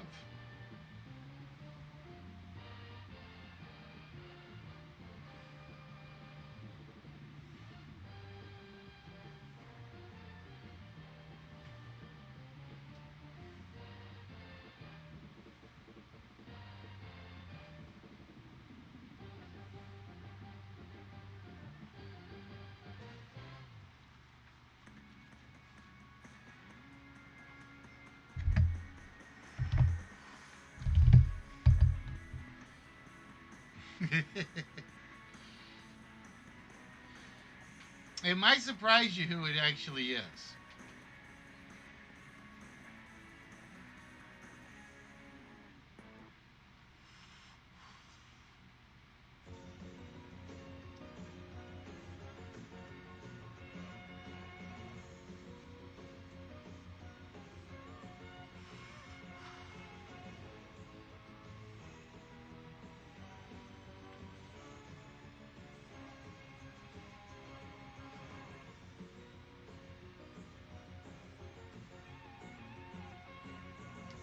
And it goes to Spock, who very early said, coffee.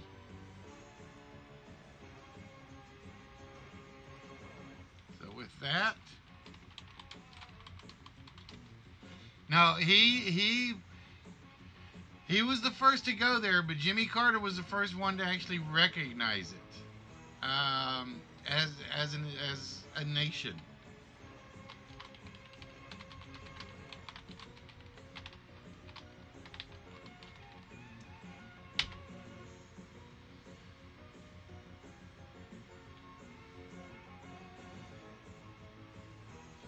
All right, so with that, we turn our attention over to Heavy, who now gets to play a one-player game.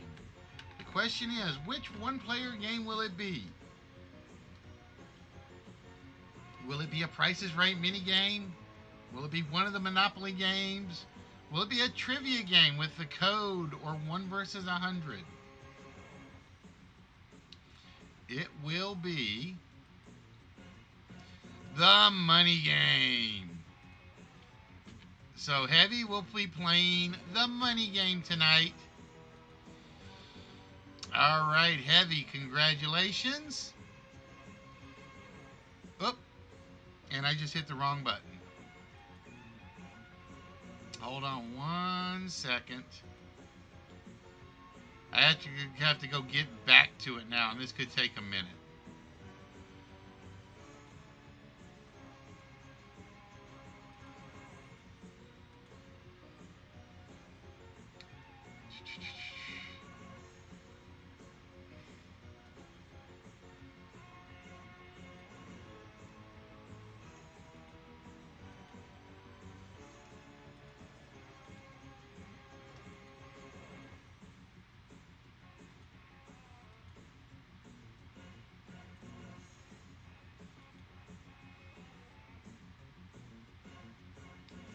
Let me go make sure I get to the right one. I can cheat a little bit if I can get to the right board.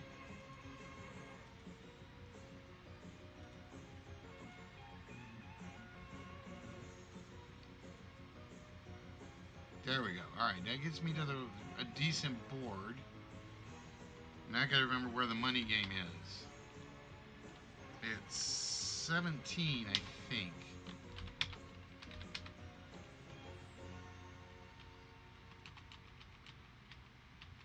There we go. All right, Heavy. To play this game is very simple. You are just going to have to come up with the price of a 2020 Kia Soul LX. Now, here's the good news. You are either going to walk away with whammies, or you are going to walk away with... Yep, I gotta go get it.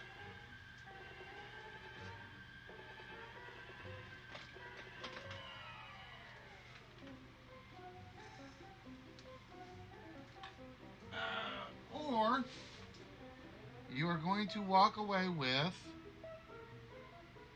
a 2003 replica Hummer.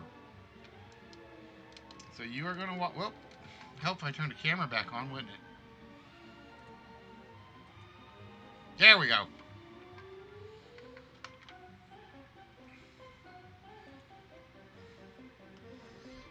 So you are going to walk away with either whammies or a 2003 replica Hummer. All right.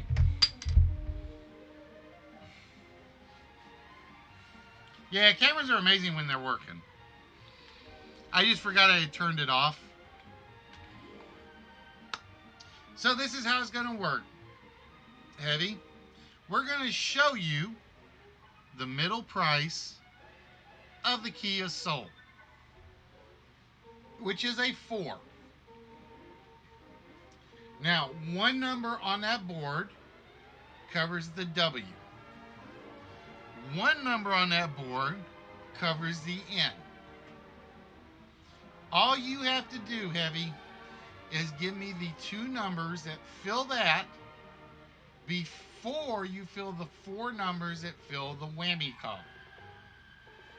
Okay? That's all you have to do. It's that simple. So, Heavy, which of those combinations of numbers is either the first 2 numbers in the Kia Soul or the last 2 numbers in the Kia Soul?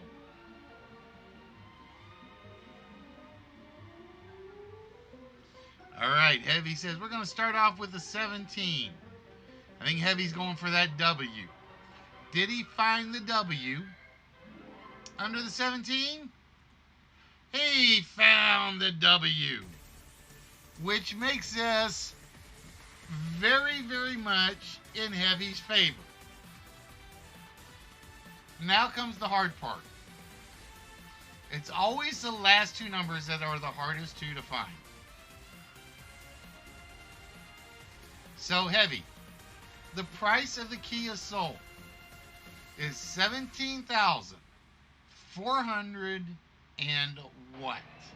From the entertainment jackpot capital of the world, Caesar's Palace in Las Vegas, Nevada. It's the exciting new prize Maximus Letter Perfect Game Show. Caesar. All right, Heavy says it is 79.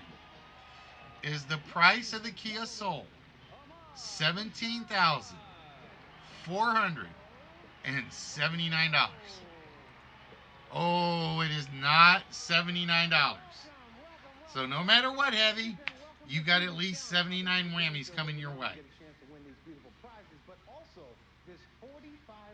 You still got a 1 out of 4 chance.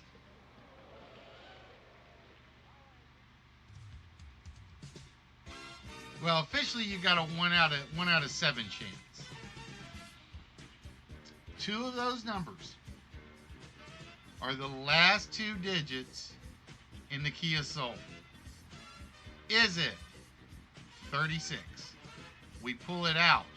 We reveal 36. Ladies and gentlemen, Heavy D has just won the 2003 Hummer replica die-cast car. So congratulations, Heavy. This is now yours. Ta-da! It looks pretty damn amazing, too. At least I think it does. So very nicely done, Heavy.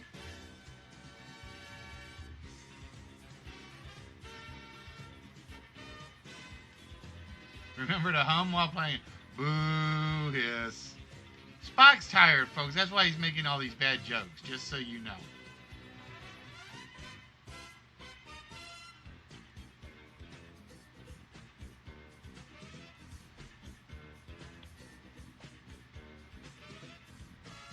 Alright, so give me 1 minute, because I'm trying to make sure I do this so everything comes up like it's supposed to. So I am looking for 3 participants, ladies and gentlemen.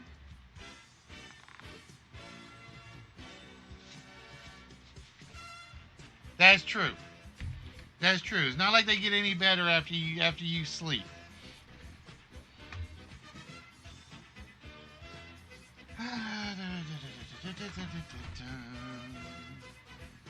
I gotta find my pen.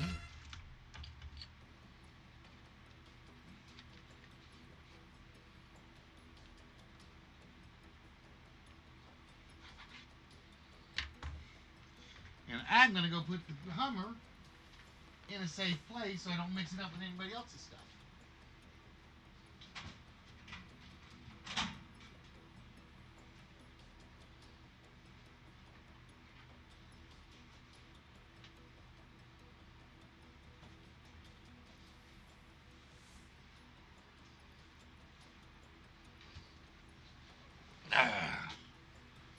All right, so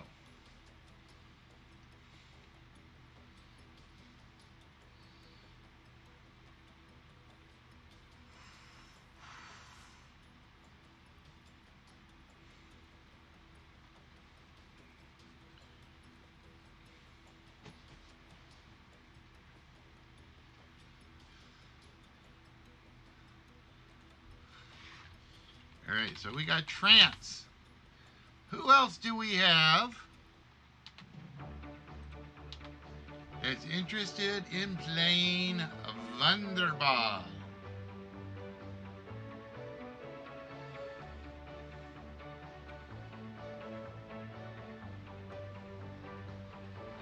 This is one I'm going to clean up a little bit.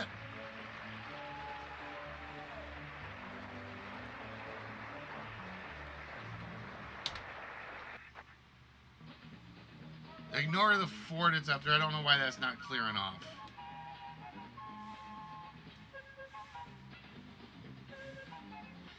Well, it's only because we haven't played Wonderball in a very long time.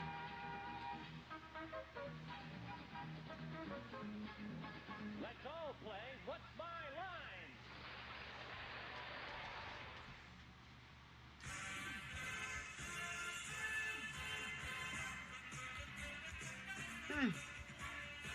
So our goal is to play Wonderball. So far, Trance is the only person I have that's in. If I don't get 2 more, then Wonderball will be out the window and Trance will play a 1-player game.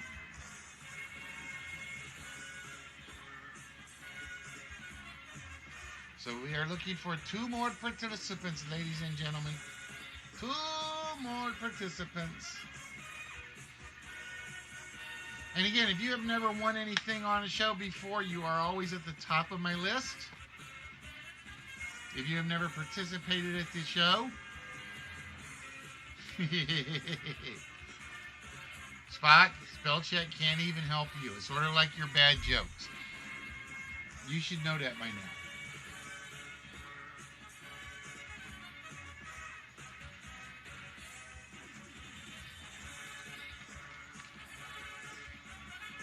You know the funny thing, Trance, is I got your letter like right here.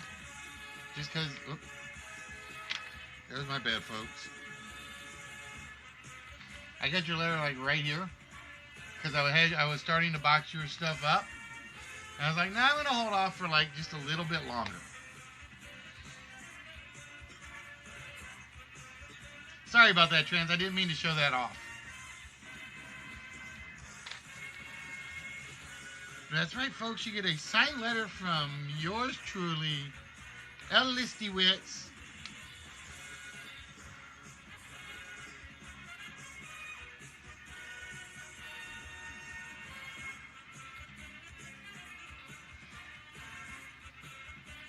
So we are looking for 2 more interested participants. Pardon me. And if I can't get 2, then I will basically give, because Trance volunteered.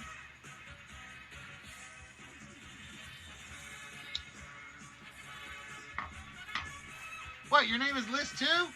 Damn, who would have known?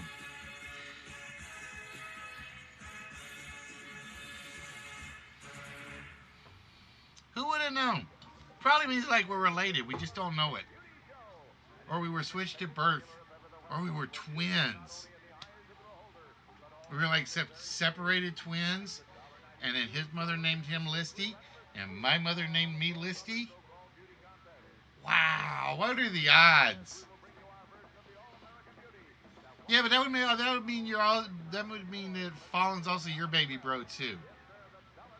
I don't know. That's a scary family. You, me, and Fallen as brothers. That'd be a scary family.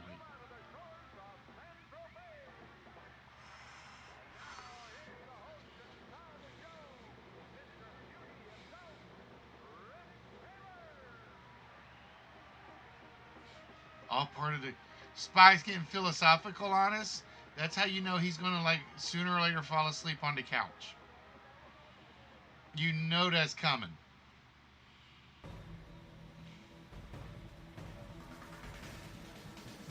I gotta figure out why that 4 is still there.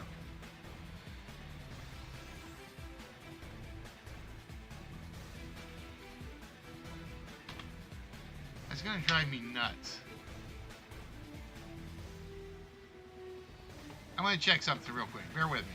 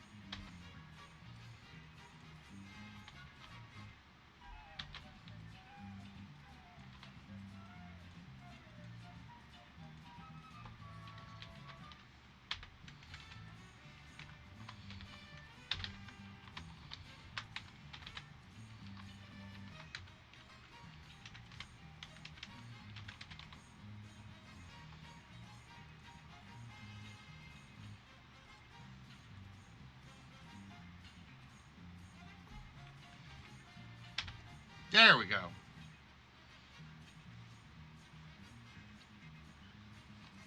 Now it's actually Listerine, but he doesn't use the urine part.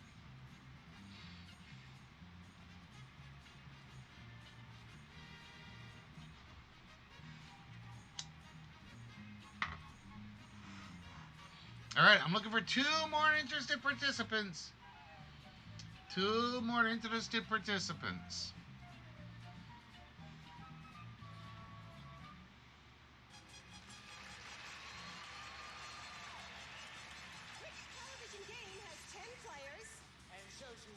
And if we don't get 2 more, then basically Trent just basically got a free shot at a solo player game.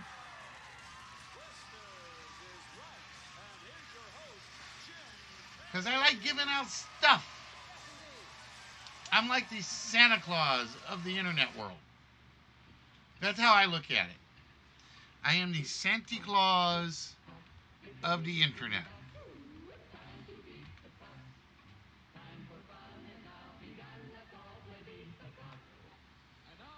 And D-Live is not helping. D-Live's at like 0. Damn you, D-Live.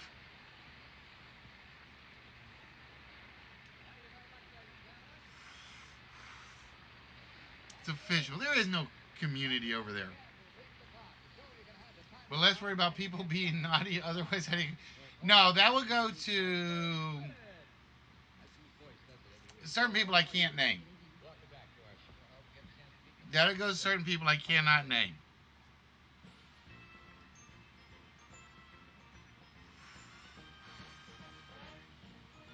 All right, so we are looking for 2 more interested participants.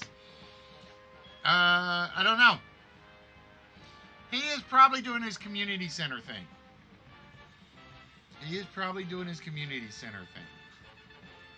Like I said, the worst thing is, I'm going to change something, so bear with. I hate changing this, but I don't really have a choice.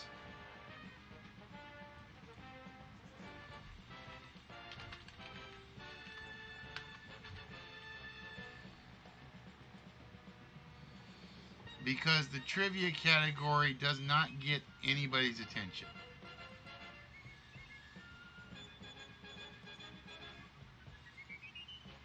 As bad as that sounds, it doesn't.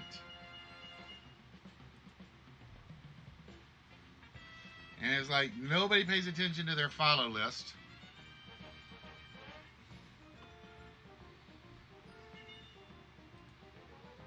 That's what the follow list is for, folks. I wish you'd let me like do two categories.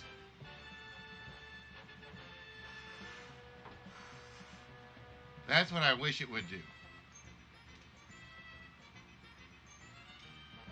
No, Red's got like a nice. He does like you, Spock. He's got a nice leather box waiting to go out to him, so he holds off on participating in the big games. Like, you could start over because your package got sent to you, but you're like, which I appreciate. I mean, I really do. It gives more people a chance to participate.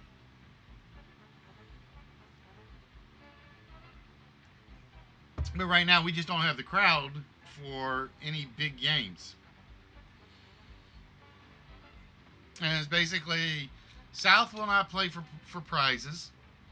I told him he could play and like just donate the prize back, but he didn't feel right doing that. He even said that. He said he didn't feel right doing that because then he's taking a chance away from somebody.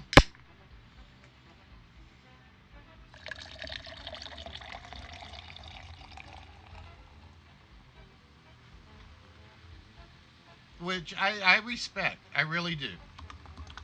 We may disagree when he like argues with some of my answers, but I respect that fact from him because he's like, he doesn't want any prizes,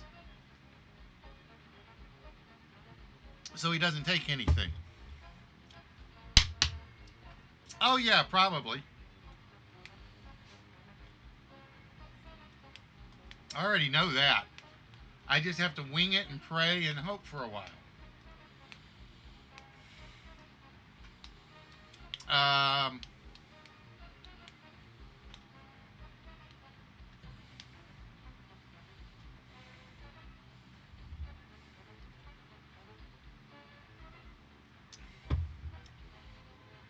And like I said, I will admit there are people that are more entertaining as hosts than I am. But my hook is, you want prizes? This is where you come.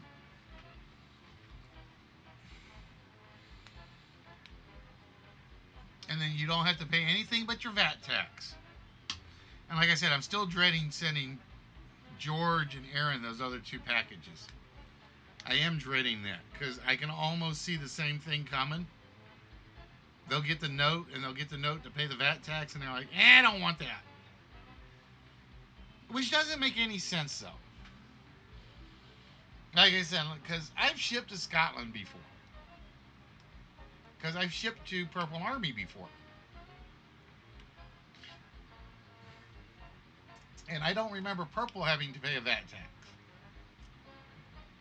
But I don't remember what I shipped Purple before, which is the other problem. I ship so much stuff out, it kind of all blurs together after a while.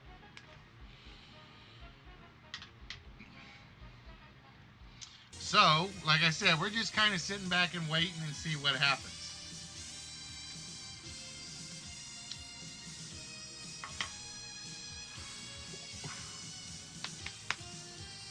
See, the funny thing is, Allie would want me, if Allie was here, to be like, play Pointless. And I'm like, all right. Well, I got one better for you, Allie. I got a Scottish game we can play. Let's play some Wonderball. Are you any good at your own Scotsman's games?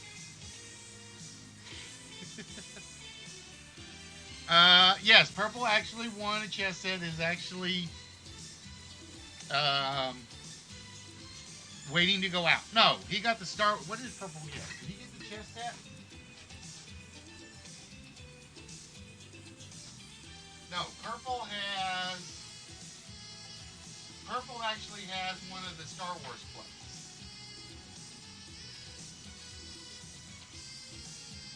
Purple has one of the Star Wars plays. Ha! Although that'd be cool. I will admit that would be cool, Spock. I could be the only streamer to have somebody watching from the Antarctic. Let's see somebody else make that claim.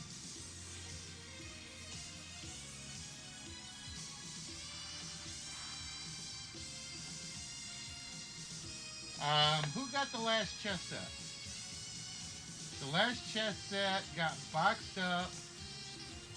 Tuned Off, I think, got the last one.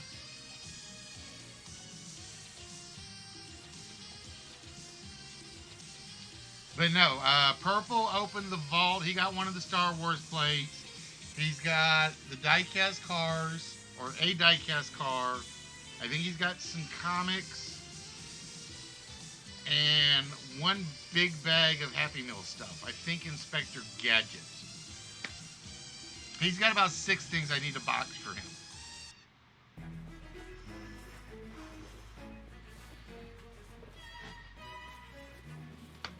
So again, ladies and gentlemen, we are looking for 2 more interested participants.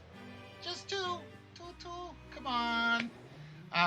What if I get down on my hands and knees and beg? No, I won't even go that far. I refuse to beg for viewers. I refuse it to beg for viewers. All right, Trans, it looks like you may be able to get your shot with a 1-player game.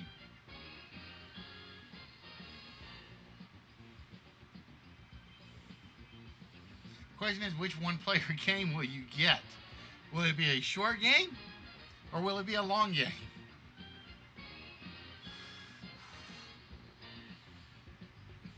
See, I've even been holding off on doing the open games because I want people in when I do them.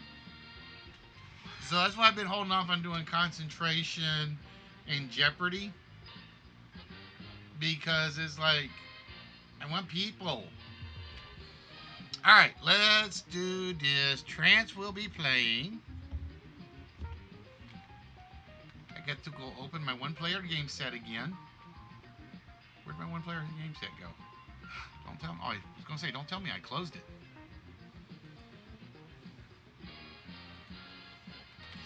All right, poor Wonderball has to get put away. Damn it, that sucks. And I need to save that because I did change the code.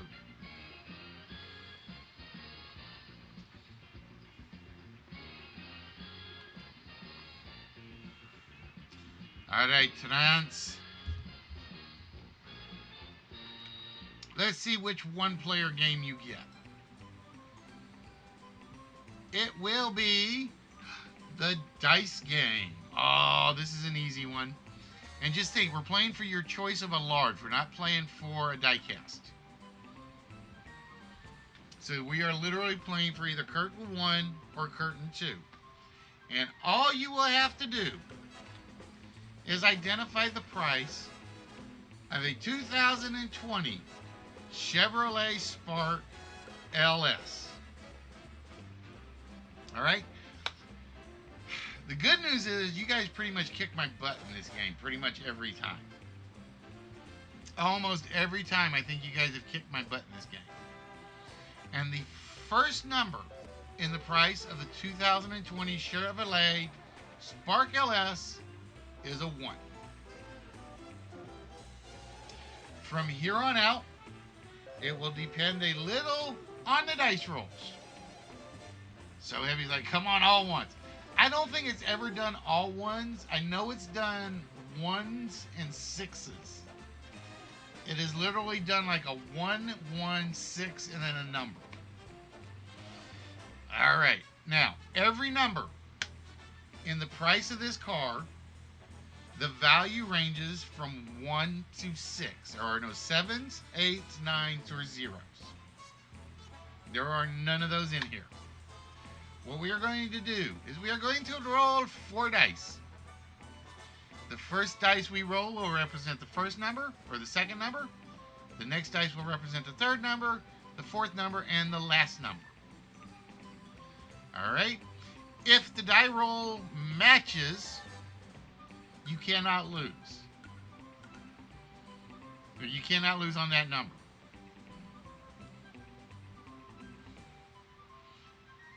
Yeah, that's right. It was you, Heavy. It was that 1165. And I was like, damn. How lucky can you get? How lucky can you get? All right. Are you ready, Trance? We are going to roll 4 dice for you. The first die we roll is a 4. Look at that. We roll a 4, and it is a 4.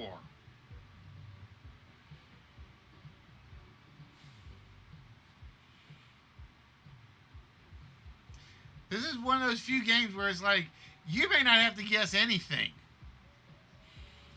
The second number, or the next number, is a 1. I think we know which way he's going to go on the 1.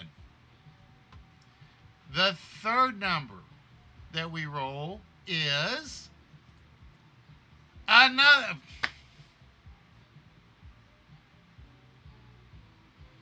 This game hates me. This game really, really, really hates me. And the last number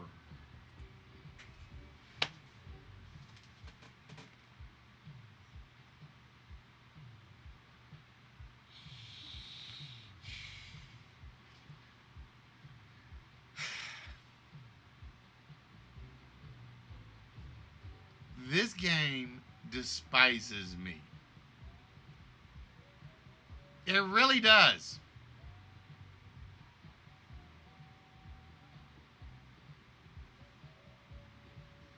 This is not even a game tonight. All right, Trance.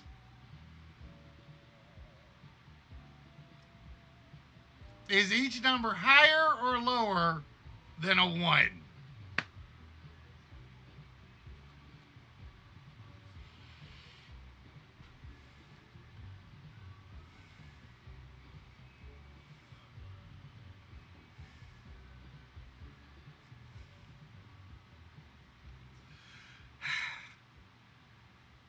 Higher.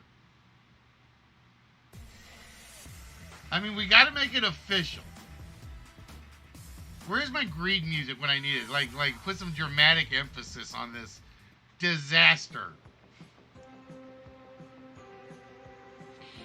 It's like not even 1, 2. I think I'm going to do something. I'm going to reprogram this one just in case.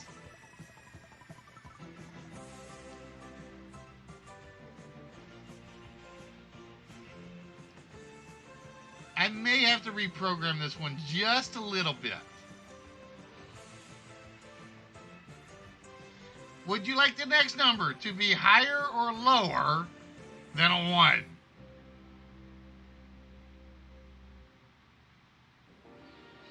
See, it's a good thing I did not put your letter in the box.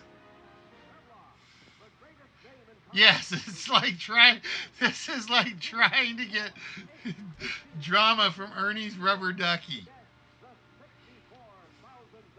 It is 4, 6, 5.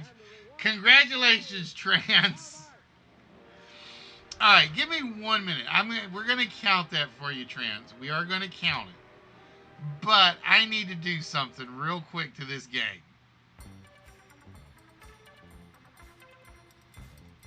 Let's see. This was slide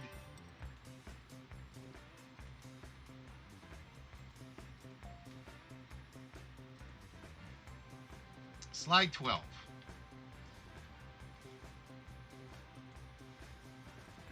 Give me 1 minute.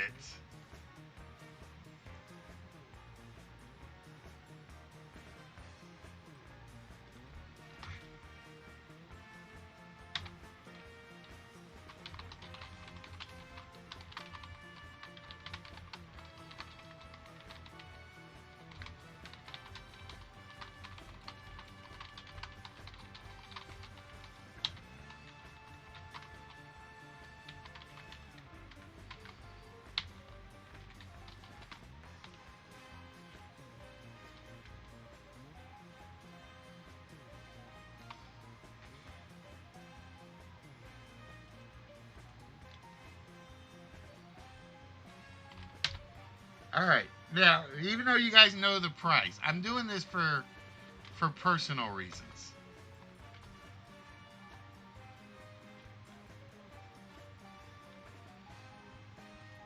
I want to see if that changes my results any. 5, 4, 4, 3. Okay, that's 4, 5, 3, 4.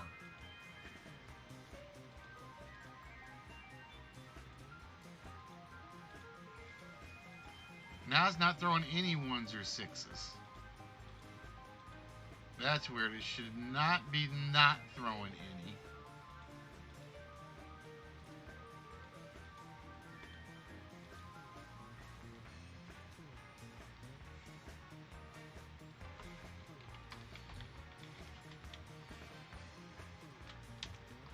Now the funny thing is, just depending on the car, you may be in better shape not throwing the 1s and the 6s.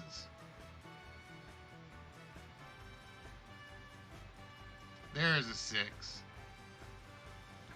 Alright, that's a little better. I cannot believe that. Alright, Trans. Fair is fair.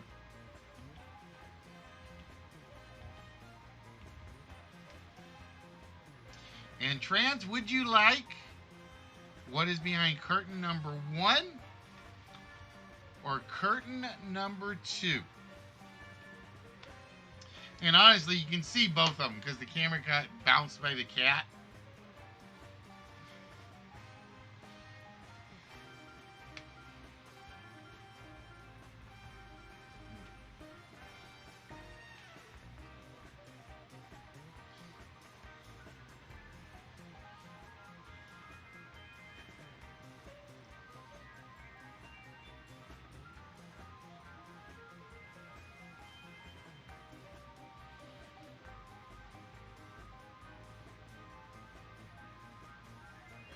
All right, curtain number 2 it is. And for you, Trans, from behind curtain number 2, there we go. Now it's semi-hidden. Brandon, don't knock stuff over. It is. I gotta figure out why that's doing that. It is. From Deep Space Nine, it is Chief Miles O'Brien. It is Miles O'Brien Colomini.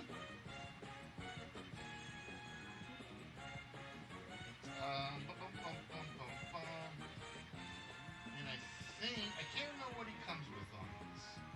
He comes with a phaser, a cello, and a carrying case with an action base. He's one of the, he is, in my opinion, one of the underappreciated Star Trek characters. He will never be anybody's favorite character, but at least he's a good character.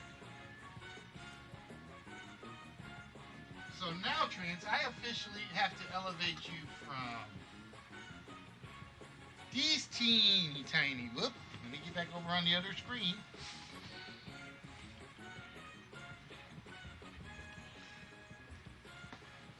We now have to officially elevate you from these teeny tiny little box to a big box because Miles won't fit. Miles won't fit in the little box.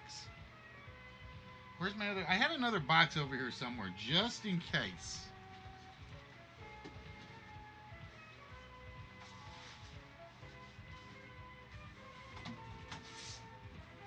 But I don't know where it went.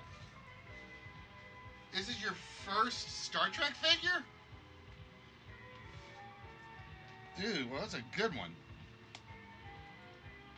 Like I said, they're small, but I always love the small Star Trek ones. I always love the small Star Trek ones. Because they were like just bigger than the 6-inch figures for Star Wars, but they weren't like massively imposing. They were not like massively imposing.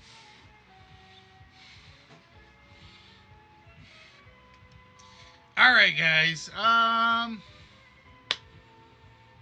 What do we do now? A Star Trek virgin? Heaven help you. What do you guys think? Think we do another list? I was hoping to get more people in to do a bigger game. I was hoping to get more people in to do a bigger, or you guys could watch me finish fixing high rollers. Because I really do need to finish fixing that one.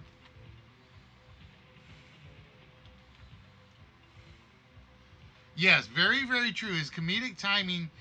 If you want to see O'Brien in his, if you want to see Colin Meaney in his greatness with his comedic timing, it's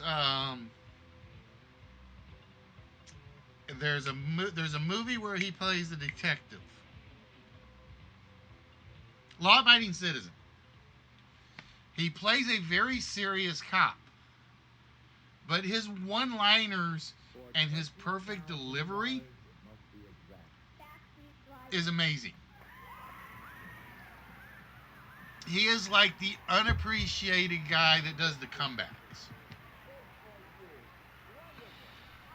He can give you a great one-liner. No, he got the role because he was very stoic. It was, you could not break him on camera.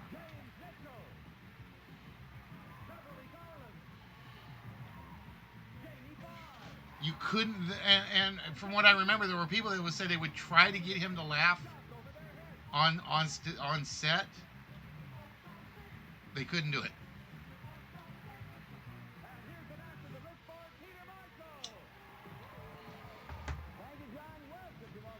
But yeah, if you are a Jamie Foxx fan or a Gerard Butler fan, and you watch Law Abiding Citizen, watch Colin Meaney in particular. He is absolutely great in the role. Alright, we can do another list. I have no problem with that. Let's do another list.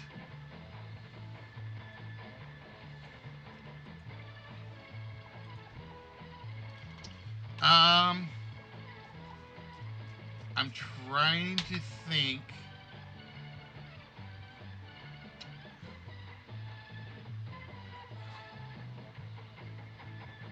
I'm trying to think of his best British movie.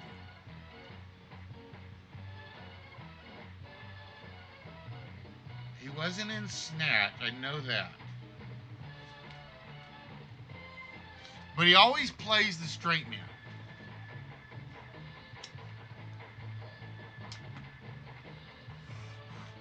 He always went out to play the straight man. But he's always got that great comeback line.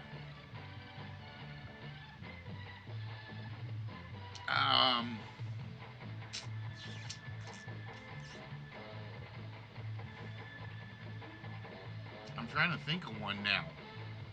British. Like I said, I can see him in my head, but I can't put the movie with it, or the name of the movie with it now for some reason.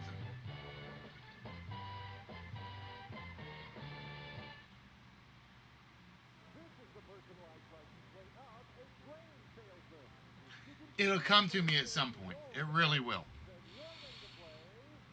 All right, ladies and gentlemen, at the request of Trance, we are going to do another list tonight. Why not, right? And I'm going to close this one out.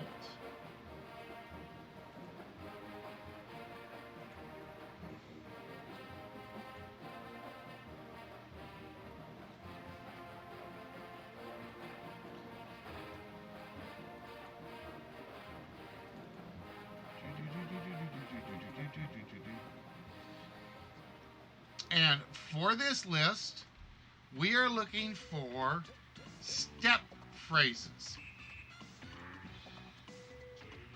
These are words and phrases that contain the word step. S-T-E-P. To my knowledge,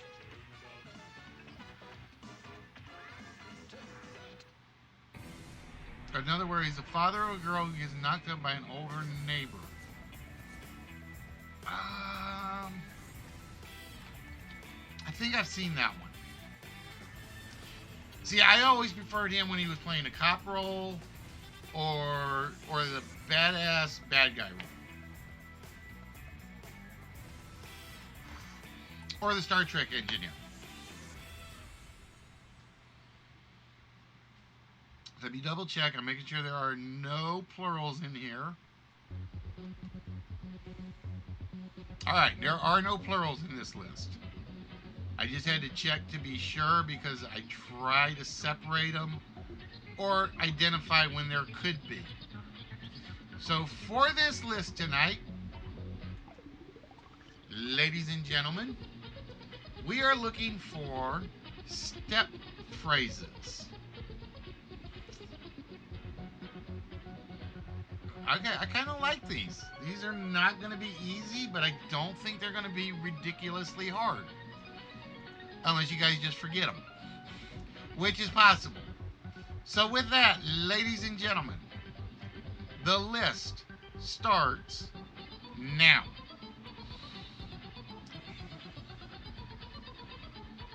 But ladies and gentlemen, boys and girls, children of all ages, those of you that are here, I would like to welcome you to the List Wits game show, where we try to do some of your favorite game shows. Nope, no step brother. No step ladder. No step mother.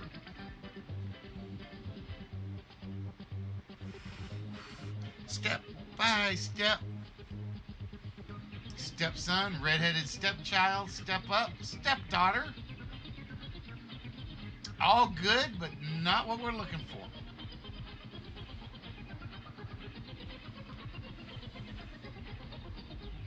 Step off, boys.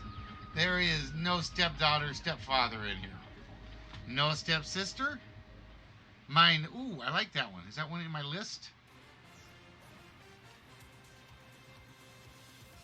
Believe it or not, Mind the Step is not in my file. I'm putting that one in there.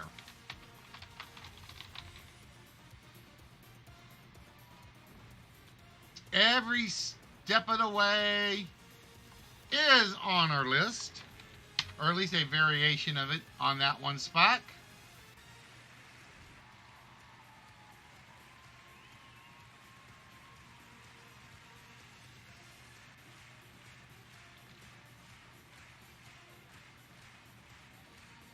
The first step is always the hardest. That's true.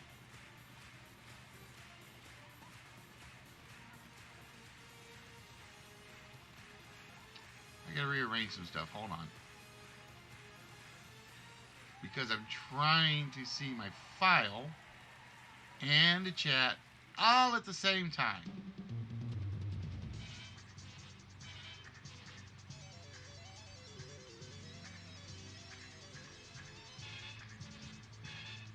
Alright, there we go. So we're caught up.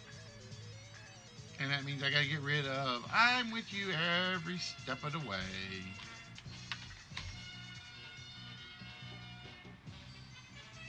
Volunteers! Step 5!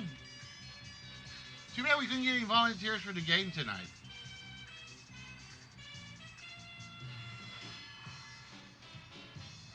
Gonna step out of line. Back step. Step back. Ow, somehow that one's not in there.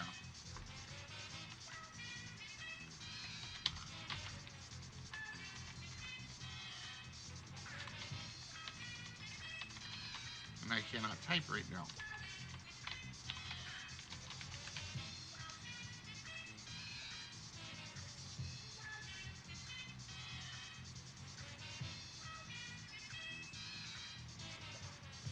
Step off, step ladder, all good ones. But ladies and gentlemen, like I said, for those of you that are here, we'd like to welcome you to the List Wits Game Show, where each and every night we do at least one list. We try to do a big game.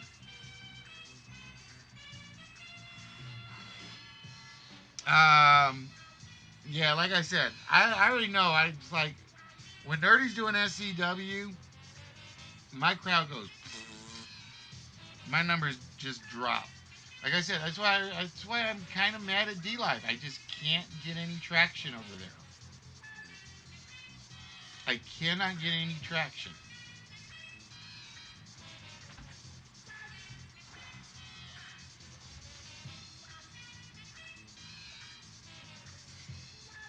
Climb the steps of Mount Salaya?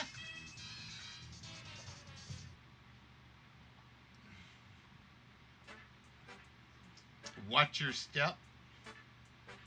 Watch your step. You might overstep yourself and step on some toes.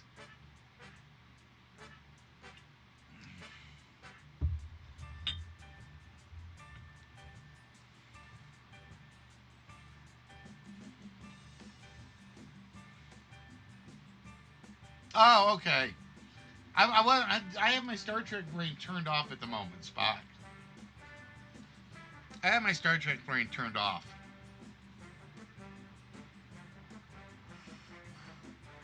Stepping out on someone.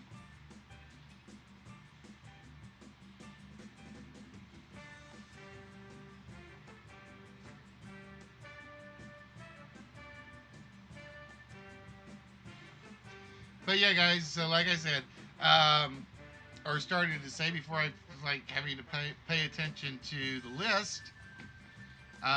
We do some of your favorite game shows, and some of your not so favorite game shows, and some game shows you've probably never seen. If you are American, we do some UK game shows, we do some French game shows, some Japanese game shows.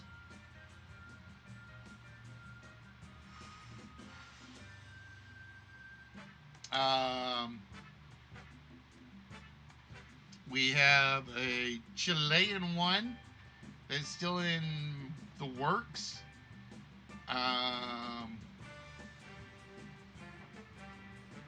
There is an Israeli one I would love to do, but requires an actual studio, so that will never work. I know what I was going to tell you guys. I haven't done Only Connect in a while, just because those clues are so hard to put together. So one of the things I'm considering doing is, rather than running the What's My Line to start the show, I'm considering putting up walls.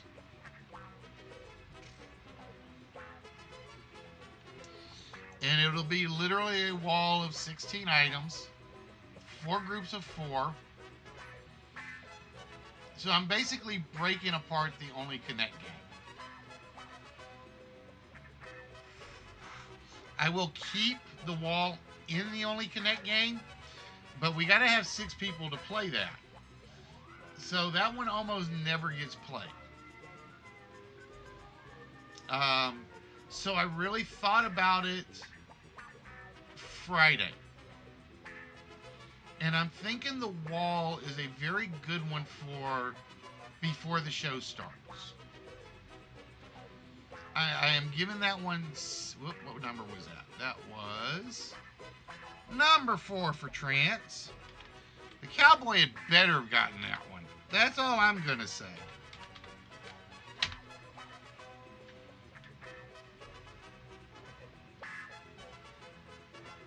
course, it's a Texas two-step, Spock. Um,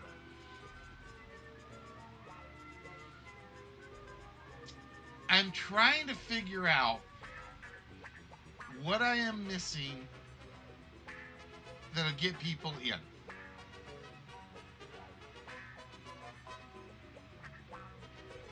I'm like, all right, I can lose the text at the top and expand the board screen a little.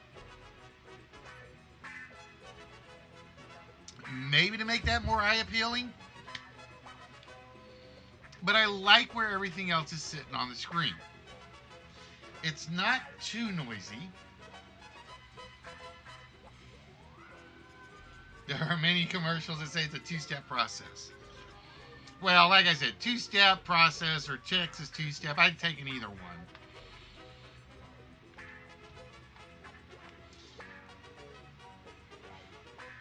Because, like I said, I know there's a spot for us to get people in.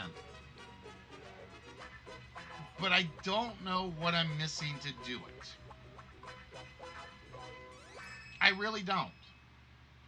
It used to be I'd get people come in just to play the four-letter word. I don't get that anymore.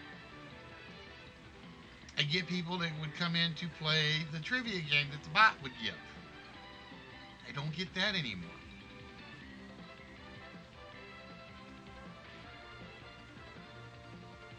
So I am at a loss right now to figure out what I'm missing. Like I said, I don't think the board's too noisy. Or I should say the screen is too noisy.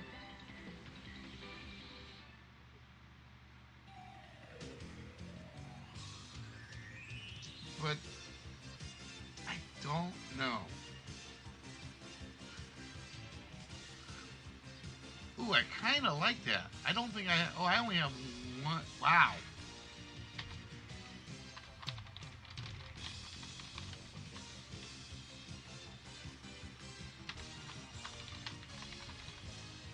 All right, I got to get rid of two-step because we got that one.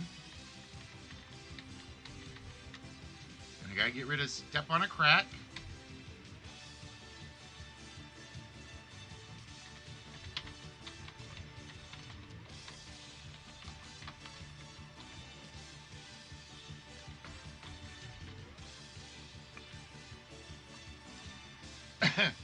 Retrace the step path. It'll take you back. I don't know. I think that one's a bit of a reach, Spock. I think that one's a bit of a reach.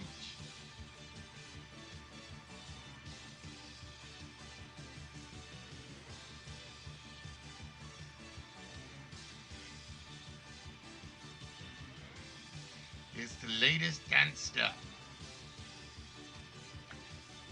Officially, the phrase is it's the latest dance steps. I do know that it's the latest dance moves.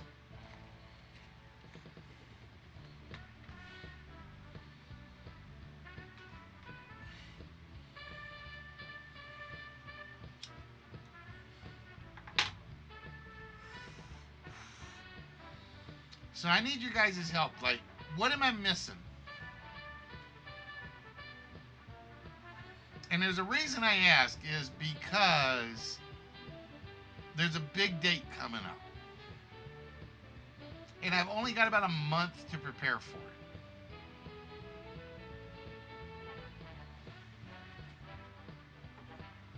I got just over a month to prepare for it.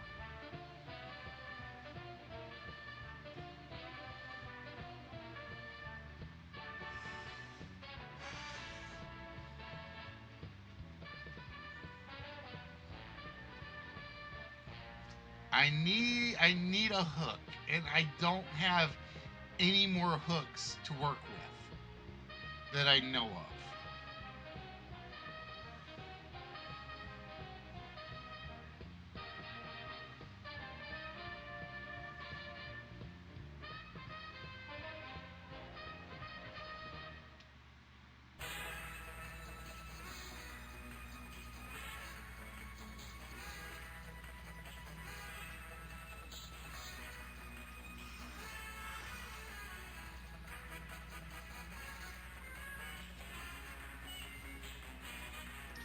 Because, like I said, we give out prizes every episode, so that hook is gone.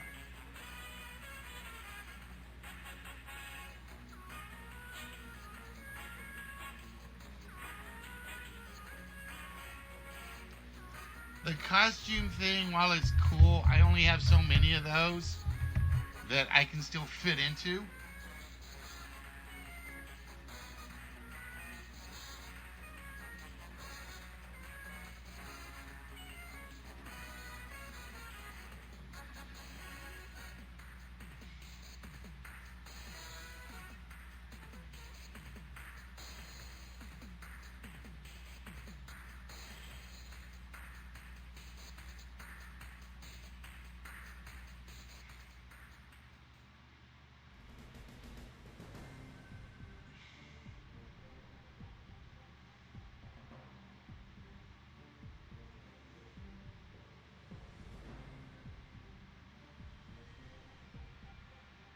And if I take a break, I'm worried it's like I'm going to get forgotten about completely.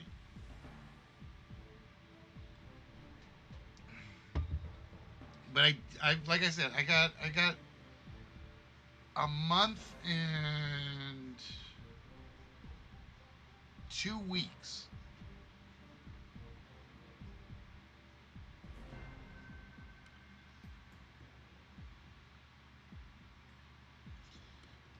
So it's like, what am I missing? What am I missing?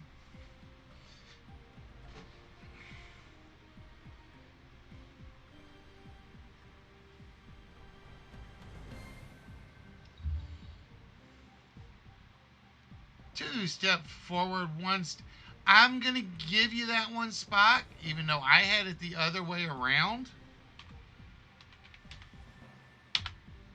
I had one step forward, 2 steps back.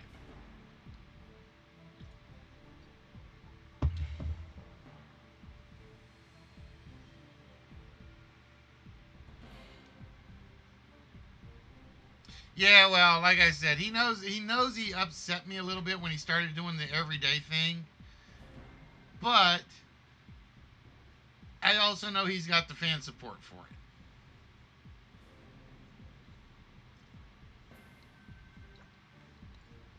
Like I said, when he started, because originally, like I said, when we had set it up, it was I went X hours and then Nerdy took over, or Nerdy went X hours and then I took over, and then he got into the wrestling thing, and it was okay, I'm screwed. So it's like I'm trying to find new sources of people.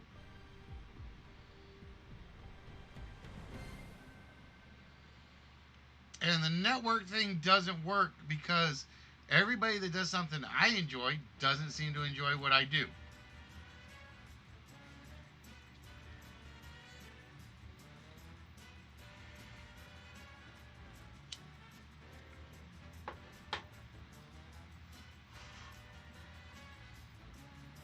So it feels like it's a one-way street. Like I said, it's not a complaint. It's just, like I said, there's a big date coming up. So it's kind of like,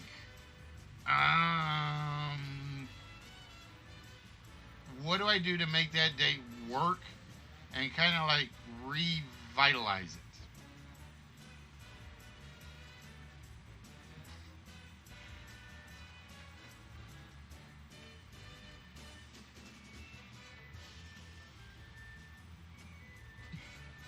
Hey, Mark, how you doing? Sorry, I didn't say anything. I was in the middle of um, one of those self-thought moments.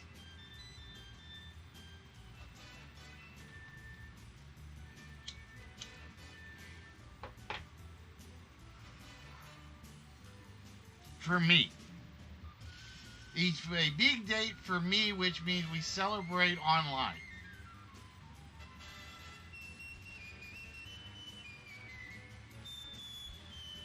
Don't step in front of a truck.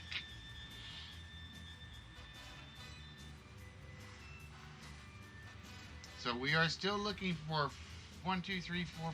We're still looking for 6 more steps.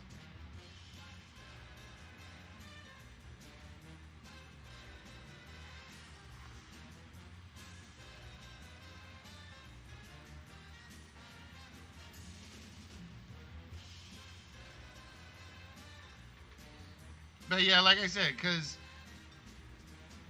even if I shuffle the shows a bit, with not the days, but the shows, I gave serious thought, for instance, to doing the big show before I did the list, because usually the list, the time when I start the list is when we get the most people. But if I did a closed one,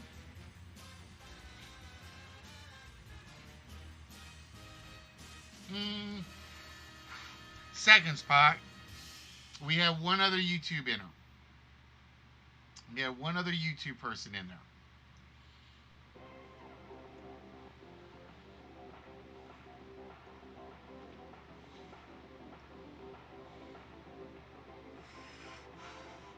Spot, scrape off your shoes. And now a game of hide stakes, where every decision is a gamble and every move could be your last. Great minds think alike. Or you guys just think about dog poop a lot. And here's the man with all the action, Wayne Mundo.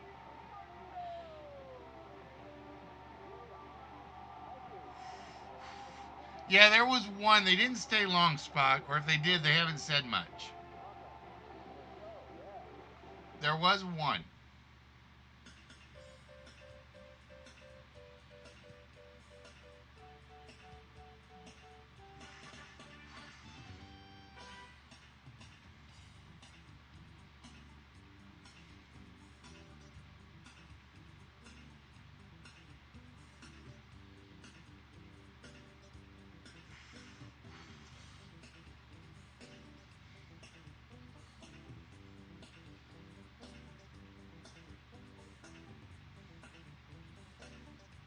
And like I said, I know I've got like one viewer that watches on YouTube or watches the repeats because they will comment on every video.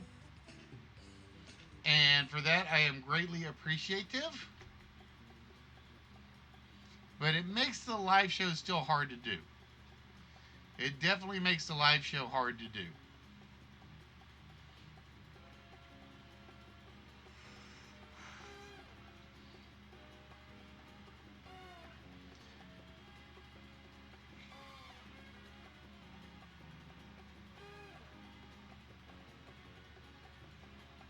Now, I'll give you an example. I have thought about doing a Sunday day show.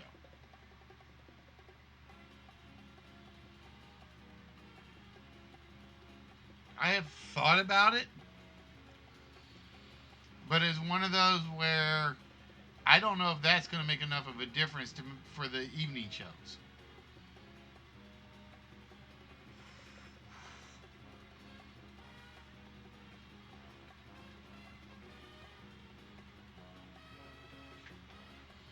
Every breath you take, Spock is a stalker.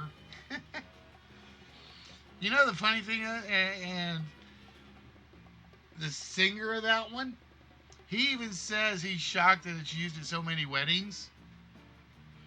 Because it's about a stalker that's literally following a girl.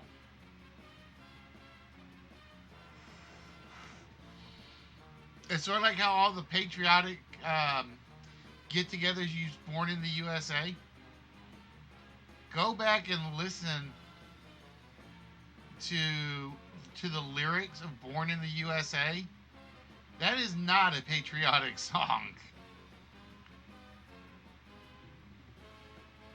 Sting, thank you, Heavy. I couldn't think of Sting's name for some reason. I just like the singer. I know the singer's name, it's just not coming to me.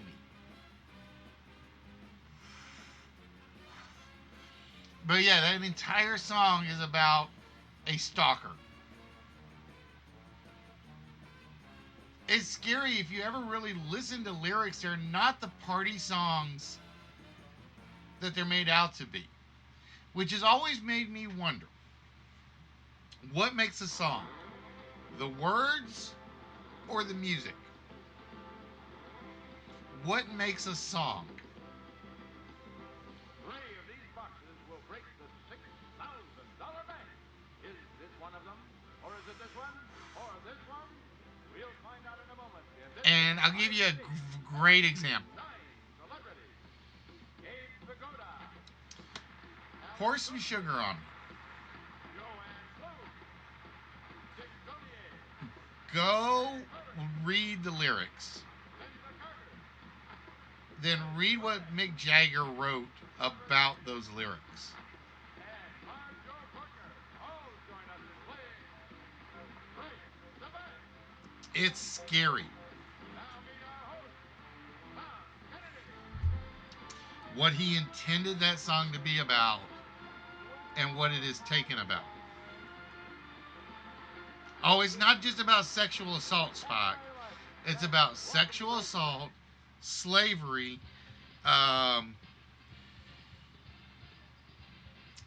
one person thinking they're above another.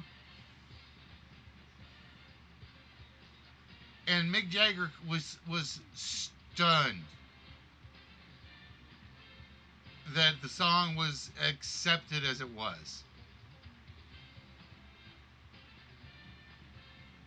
I mean, he's not complaining about the royalties and stuff. But yeah, it's amazing how many songs, if you listen to, are not what you think they're about. And there's a ton of them that are like that. Like if you and I'm a country fan, so I stick to country songs. But if you ever listen to the Night the Lights Went Out in Georgia by Reba McEntire, it is a gruesome song. It comes up. Whichever one was the Dream Child. 4, I think, was the Dream Child. You'd have to ask Freddie for sure, though.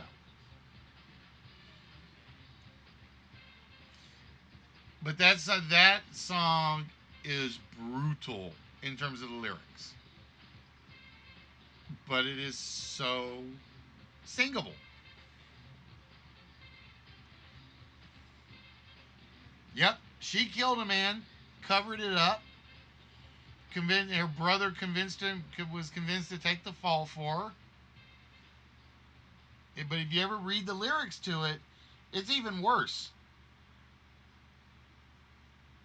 Or,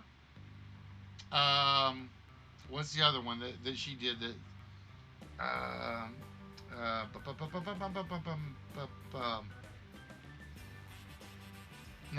It's not Mandy.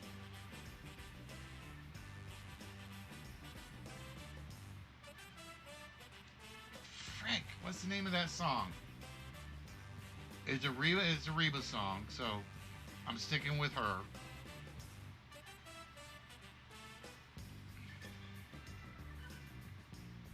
Somebody help me out. Is it Mandy or Sandy? Fancy. Thank you, Heavy.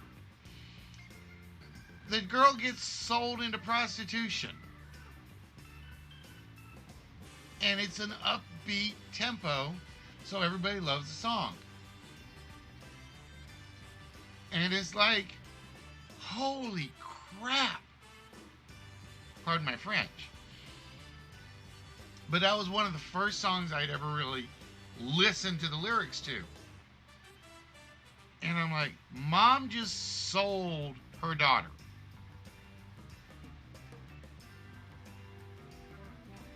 And she's telling the daughter, don't screw it up.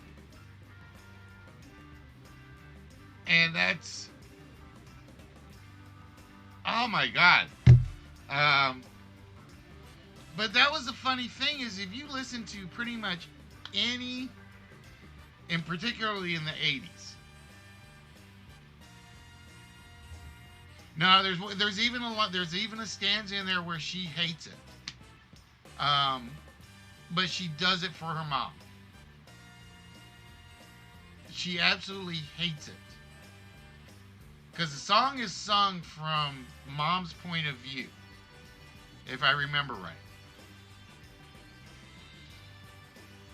And you can picture, and this is why I will always love music videos, because the music videos will tell the story that you don't hear in the lyrics.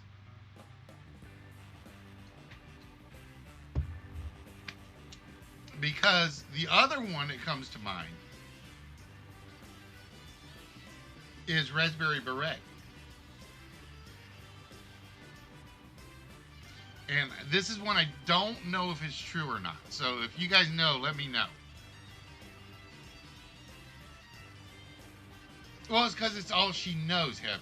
That she's basically, this is all she knows how to do.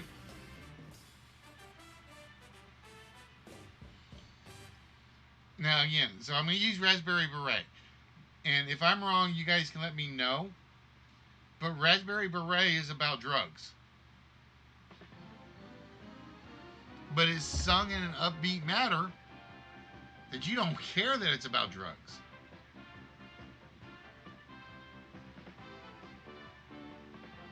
Step to your own drummer.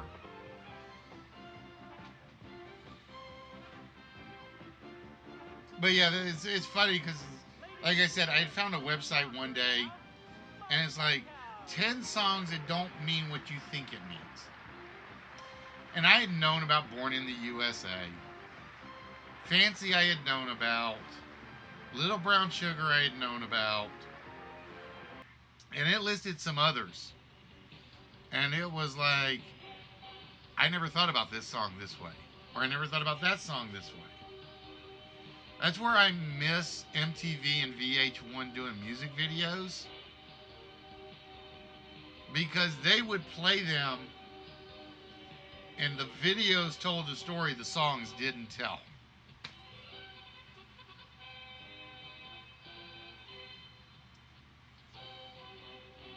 And yeah, they sound good. They're great party songs. But damn, what did we party to in the 80s?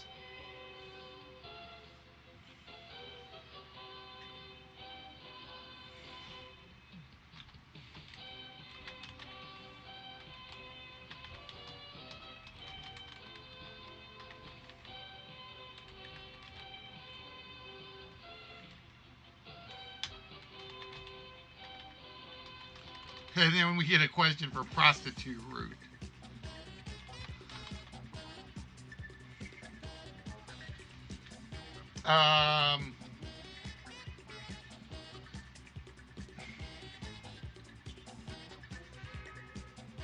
Yeah, but Garth didn't have, the only song that, in my opinion, Garth ever really hid in his songs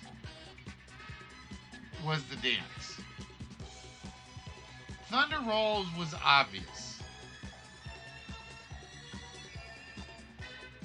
Whereas the dance is one of those, is actually the opposite. It's literally a great positive message about Martin Luther King. But when you hear the song, it's about the dating thing. I guess is the best way to put it. Because that was one of my, the dance is one of my all-time favorites.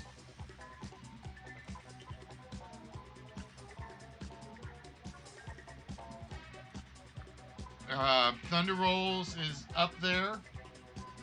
Baton Rouge is up there.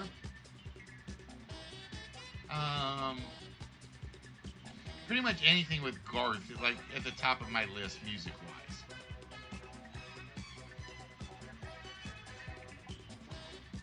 Now I'll give you another one that's a really good one, and one of these days it'll actually come up on the list, is We Didn't Start the Fire.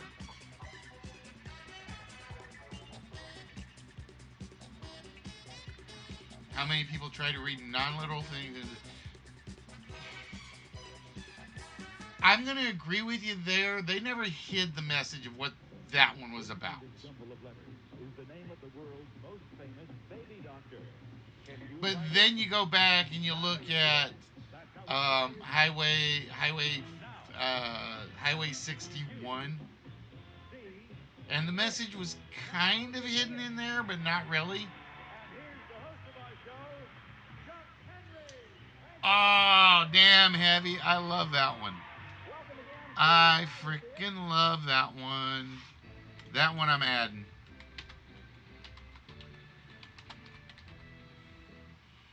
That one is definitely going into the step list.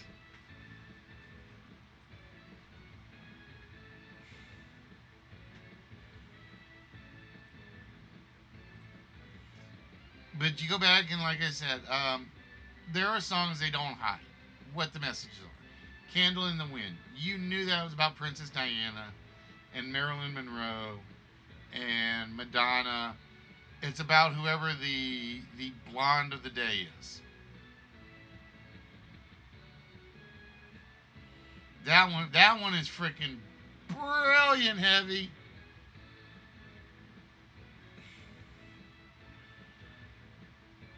Um,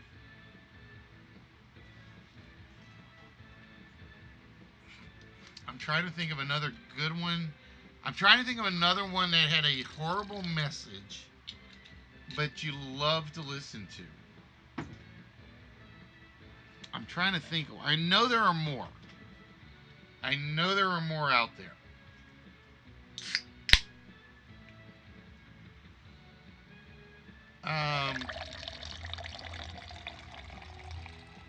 I mean, officially we could put Purple Haze in there, but everybody pretty much knows what that one's about. Nope, no plurals. Spanish Steps was in consideration for this list, but it was a plural. Um, Step Aerobics, Redheaded Stepchild. Hey, Vape, how you doing? Um, we were just talking about songs that don't mean what you think they mean. Basically, songs you love to dance to, but if you ever went back and listened to the lyrics, you're like, what am I dancing to?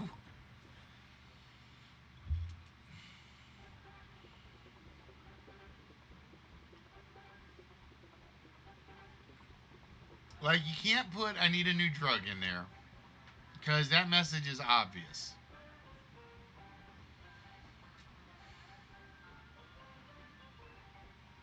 Well, yeah, Who Let the Dogs Out? But I think people came around to realizing what that meant. I think people came to it was basically once somebody figured out it was like this singer calling all these girls ugly. That song kind of like bottomed out.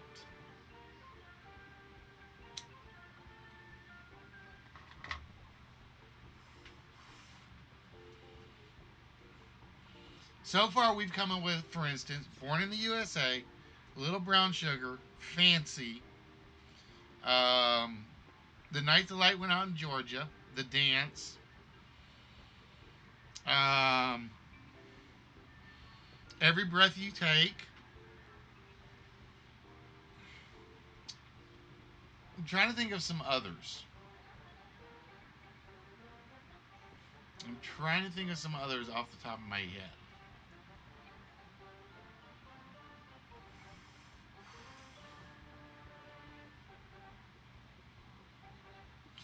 Yeah, no, see, I will disagree with you, Spock, there. That song is what it says it is. That song is basically the little boy trying to get the dad's attention the whole time. And then by the time it's almost too late, the dad kind of realizes what he did. But he does realize it.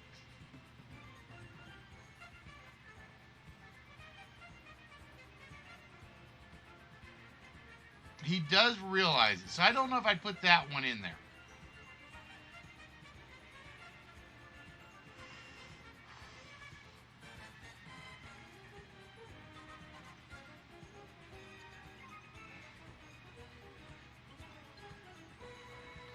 Because when you get to the third verse and he tries to talk to his son, he realizes what he had done wrong.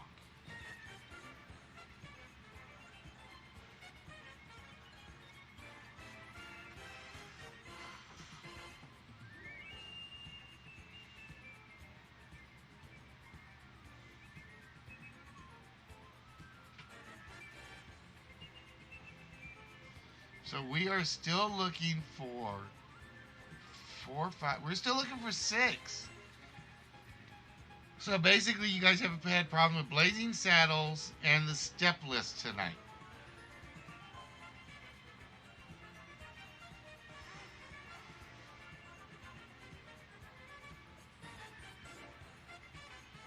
Um,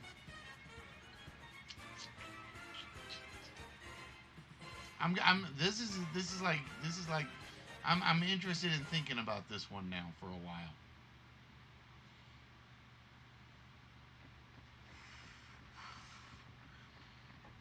Nope, step stool and not there.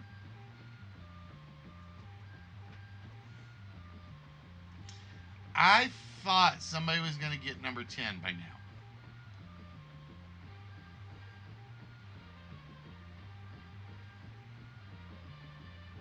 Number 2, I like that one. Step up to the mic. Although I've got a lot of step up to phrases in here.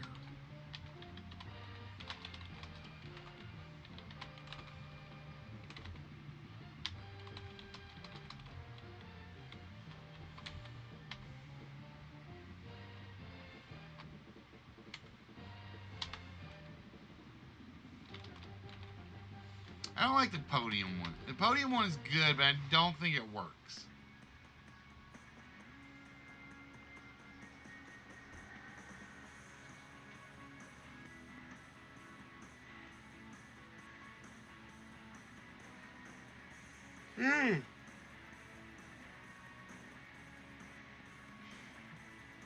So what other songs do we think of that have hidden messages?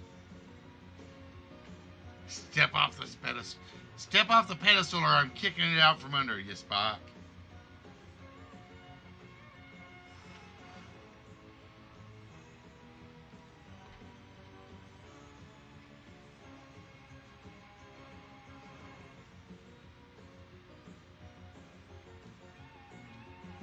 Pardon me, folks. It is almost 10 o'clock, which means after this list, we'll probably wrap it, or after the list, and if there's any bonuses, we'll wrap things up.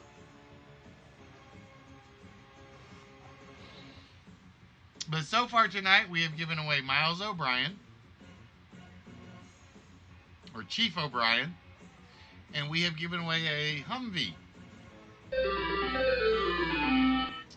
Hello, Ray. How you doing tonight?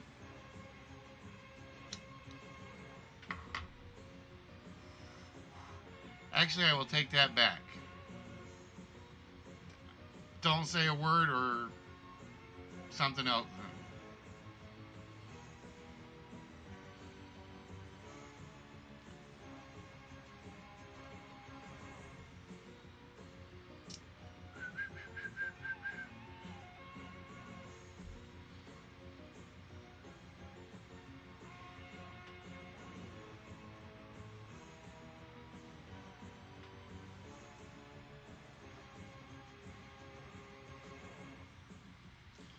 He says some people think certain things are funny. Not quite.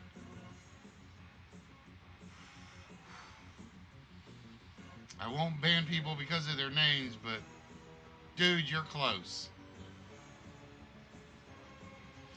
Um,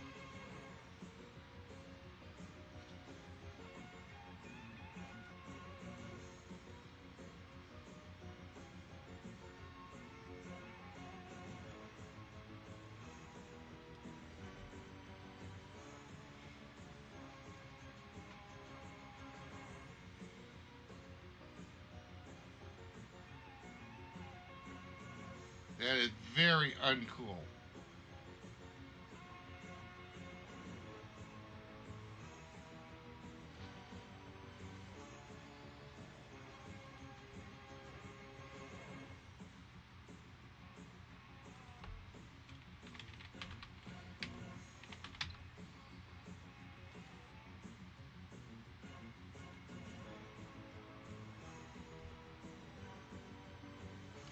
Bear with me, guys.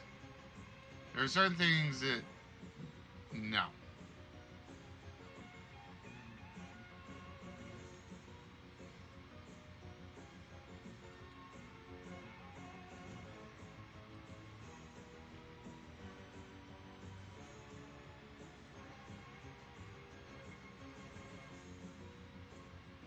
No, anybody that makes their name like that, Spock, they didn't want it to change.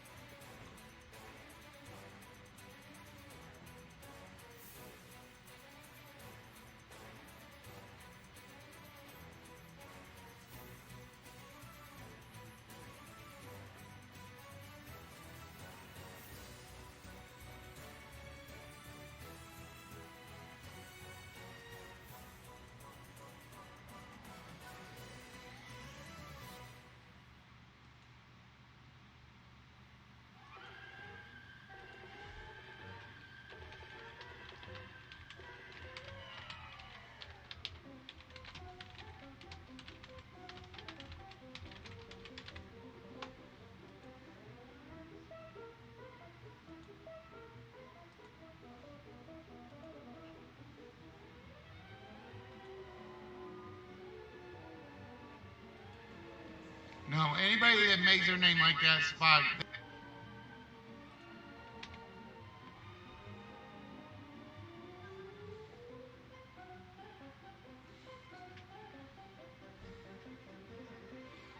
All right. So anyway, where were we? Where were we?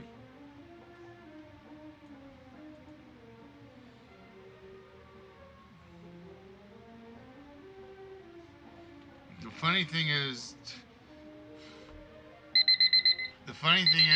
Restream bot caught it faster than I could. All right, ladies and gentlemen, there's another rough list night. There's another rough list night.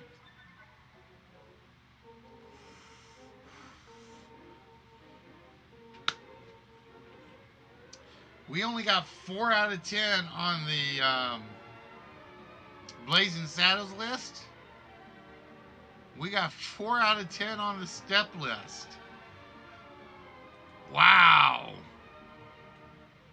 The computer was harsh tonight. The computer, I'm going to admit it, the computer was harsh.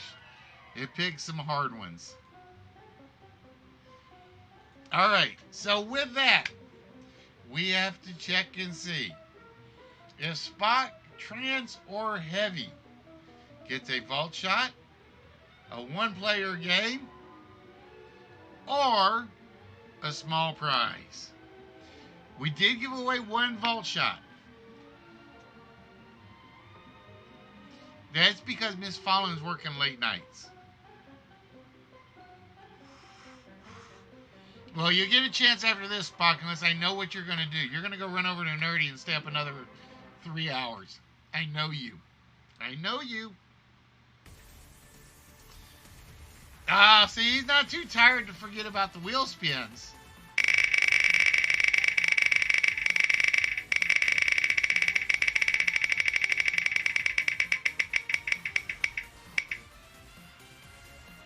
Oh, so close.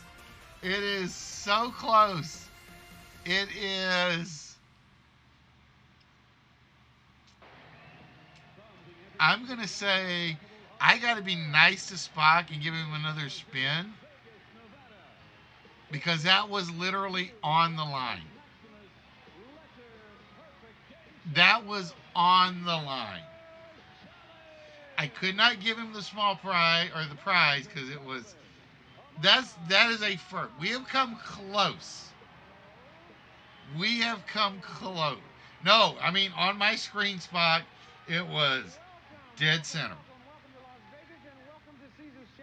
It was dead center. So with that, Spock, I'm gonna be generous, and I'm gonna give you a freebie on that.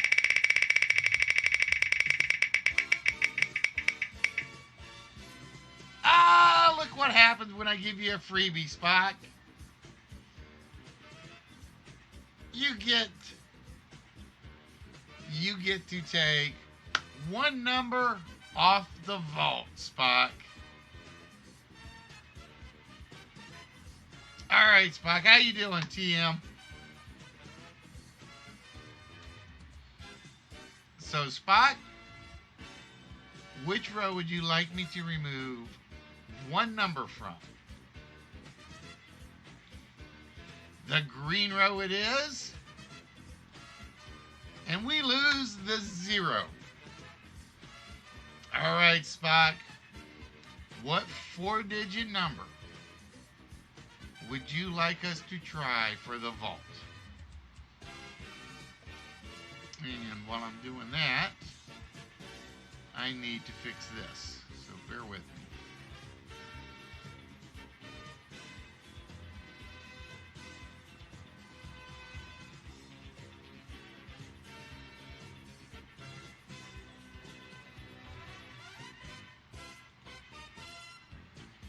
Because I just lost my there we go.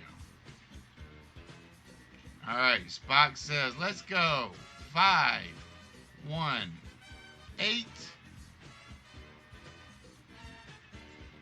4, 51, 84 is officially locked in.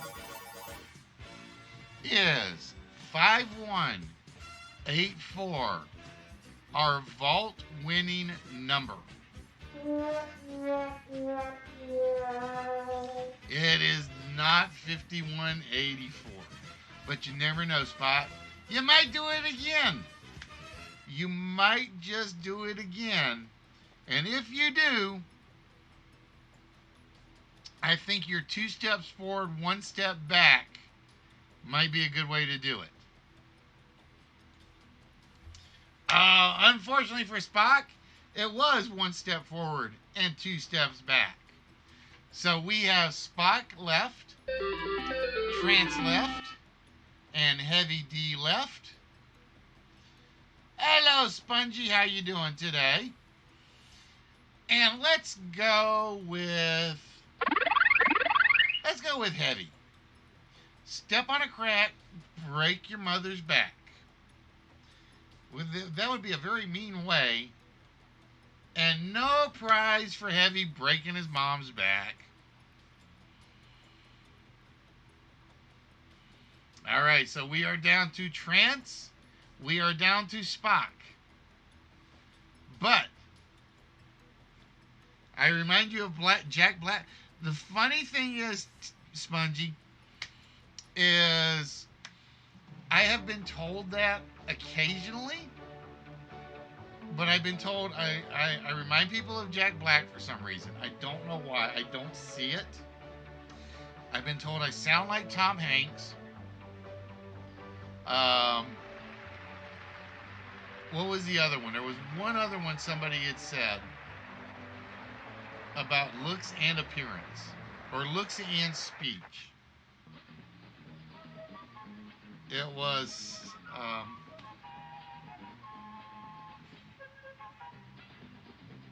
it'll come to me at some point. It'll come to me at some point. And it's like, I don't see it, but everybody sees everything differently. Let's all play What's My Line? All right, let's go with Spock. And I'm with you every step of the way. Ah, not there. No, Spock, it was because I'm getting older, so my voice is getting gravelier.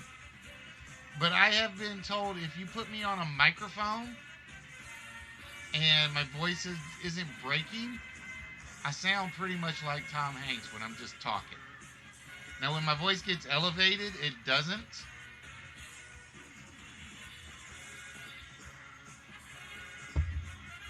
But yeah, like I said, it's kind of goofy like that. I want to say we were doing something on Nerdy Show, and I was doing the Skype chat. Oh, I remember what it was. I brought out Blind Eye Bart. I had brought out Blind Eye Bart, and I had slipped from the villainous Blind Eye Bart character to just talking like me. And somebody goes, "What's Tom Hanks doing on the show?" And I have no idea where they got it from, other than the accent. It's been rough today, Spongy. Tuesdays are almost always my roughest. And Trance hoping for a little something with his little two-step. Oh, not there, Trance. Hey, Spongy, I do the same thing when I can, man. I try to do the same thing when I can. But yeah, so far today we have given away. What have we given away? We have given away a Chief O'Brien figure. We have given away the 2003 Humvee model car. And unfortunately, we're not giving away anything else tonight. We're wrapping things up. The step list beat you guys pretty bad tonight. But do not forget, we will be back on Thursday. Brand new list, brand new games, hopefully brand new prizes going out. We're on a prize giving away cold streak. Tonight is kind of like, tonight kind of broke it, broke the cold streak. So hopefully we're back on an upcline in terms of giving away stuff. Like I said, I've got 1, 2, 3, 4, 5, 6, 7 packages that are pretty much ready to go out. Like I said, show if you are still here. All right, Spongy. Until Thursday, my friend.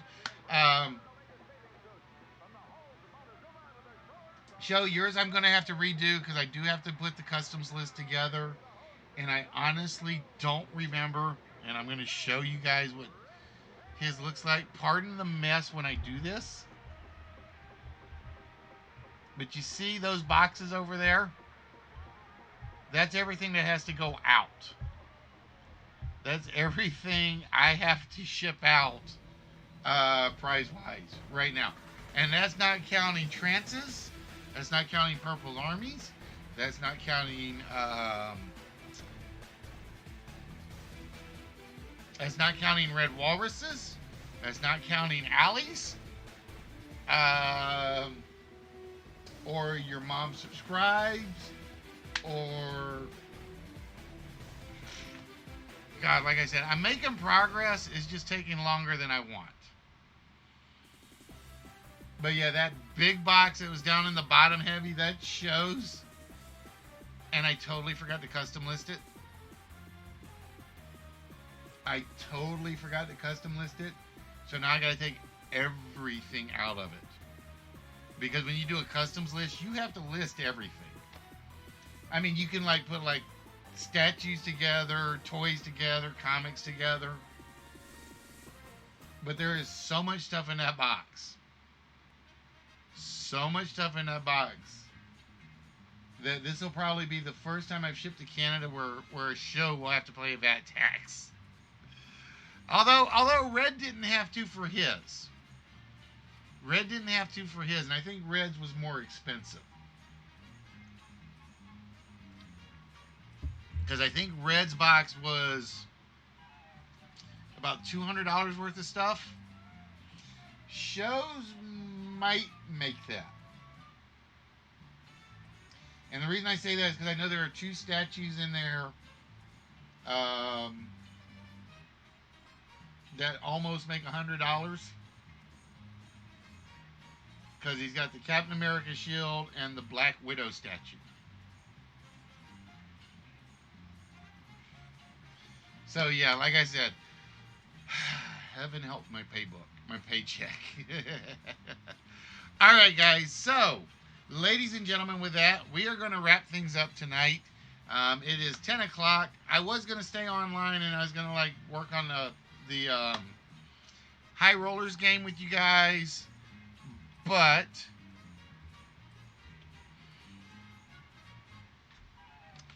it's still got some tweaking to do. Where did my High Rollers one go?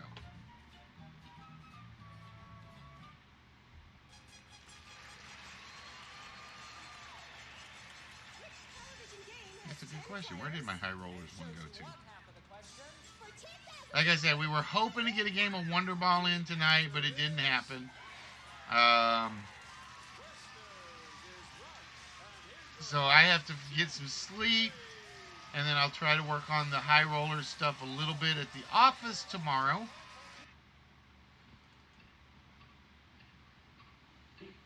Dun, dun, dun, dun, dun, dun, dun, dun. So like I said, it is making progress. It's looking a lot better than I thought it would for my first draft on this one.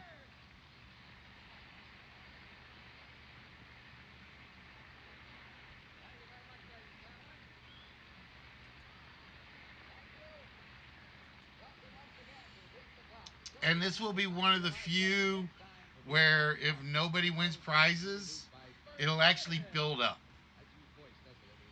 It'll actually build up. So this may be one of those games that just carries over. This is one of those games that'll carry over, I think. Like I said, I got a good feeling about this one, but you guys know me and my feelings. They don't always work out. Sort of like the nights when I expect to get big crowds and they don't get big crowds, and the nights when I don't expect to get big crowds and we do get big crowds.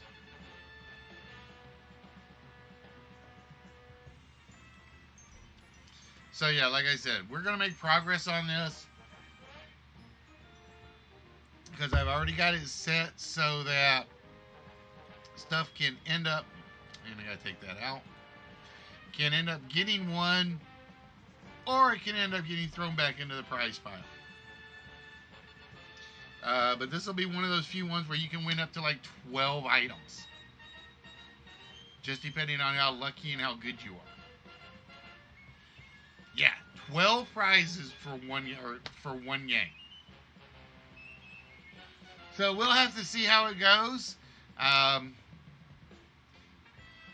But with that, ladies and gentlemen, I think we're going to wrap things up tonight. I hope you guys had as much fun as I did. I really enjoyed watching the list kick everybody's butt, honestly. Doesn't happen where the list does that too often, but it does happen.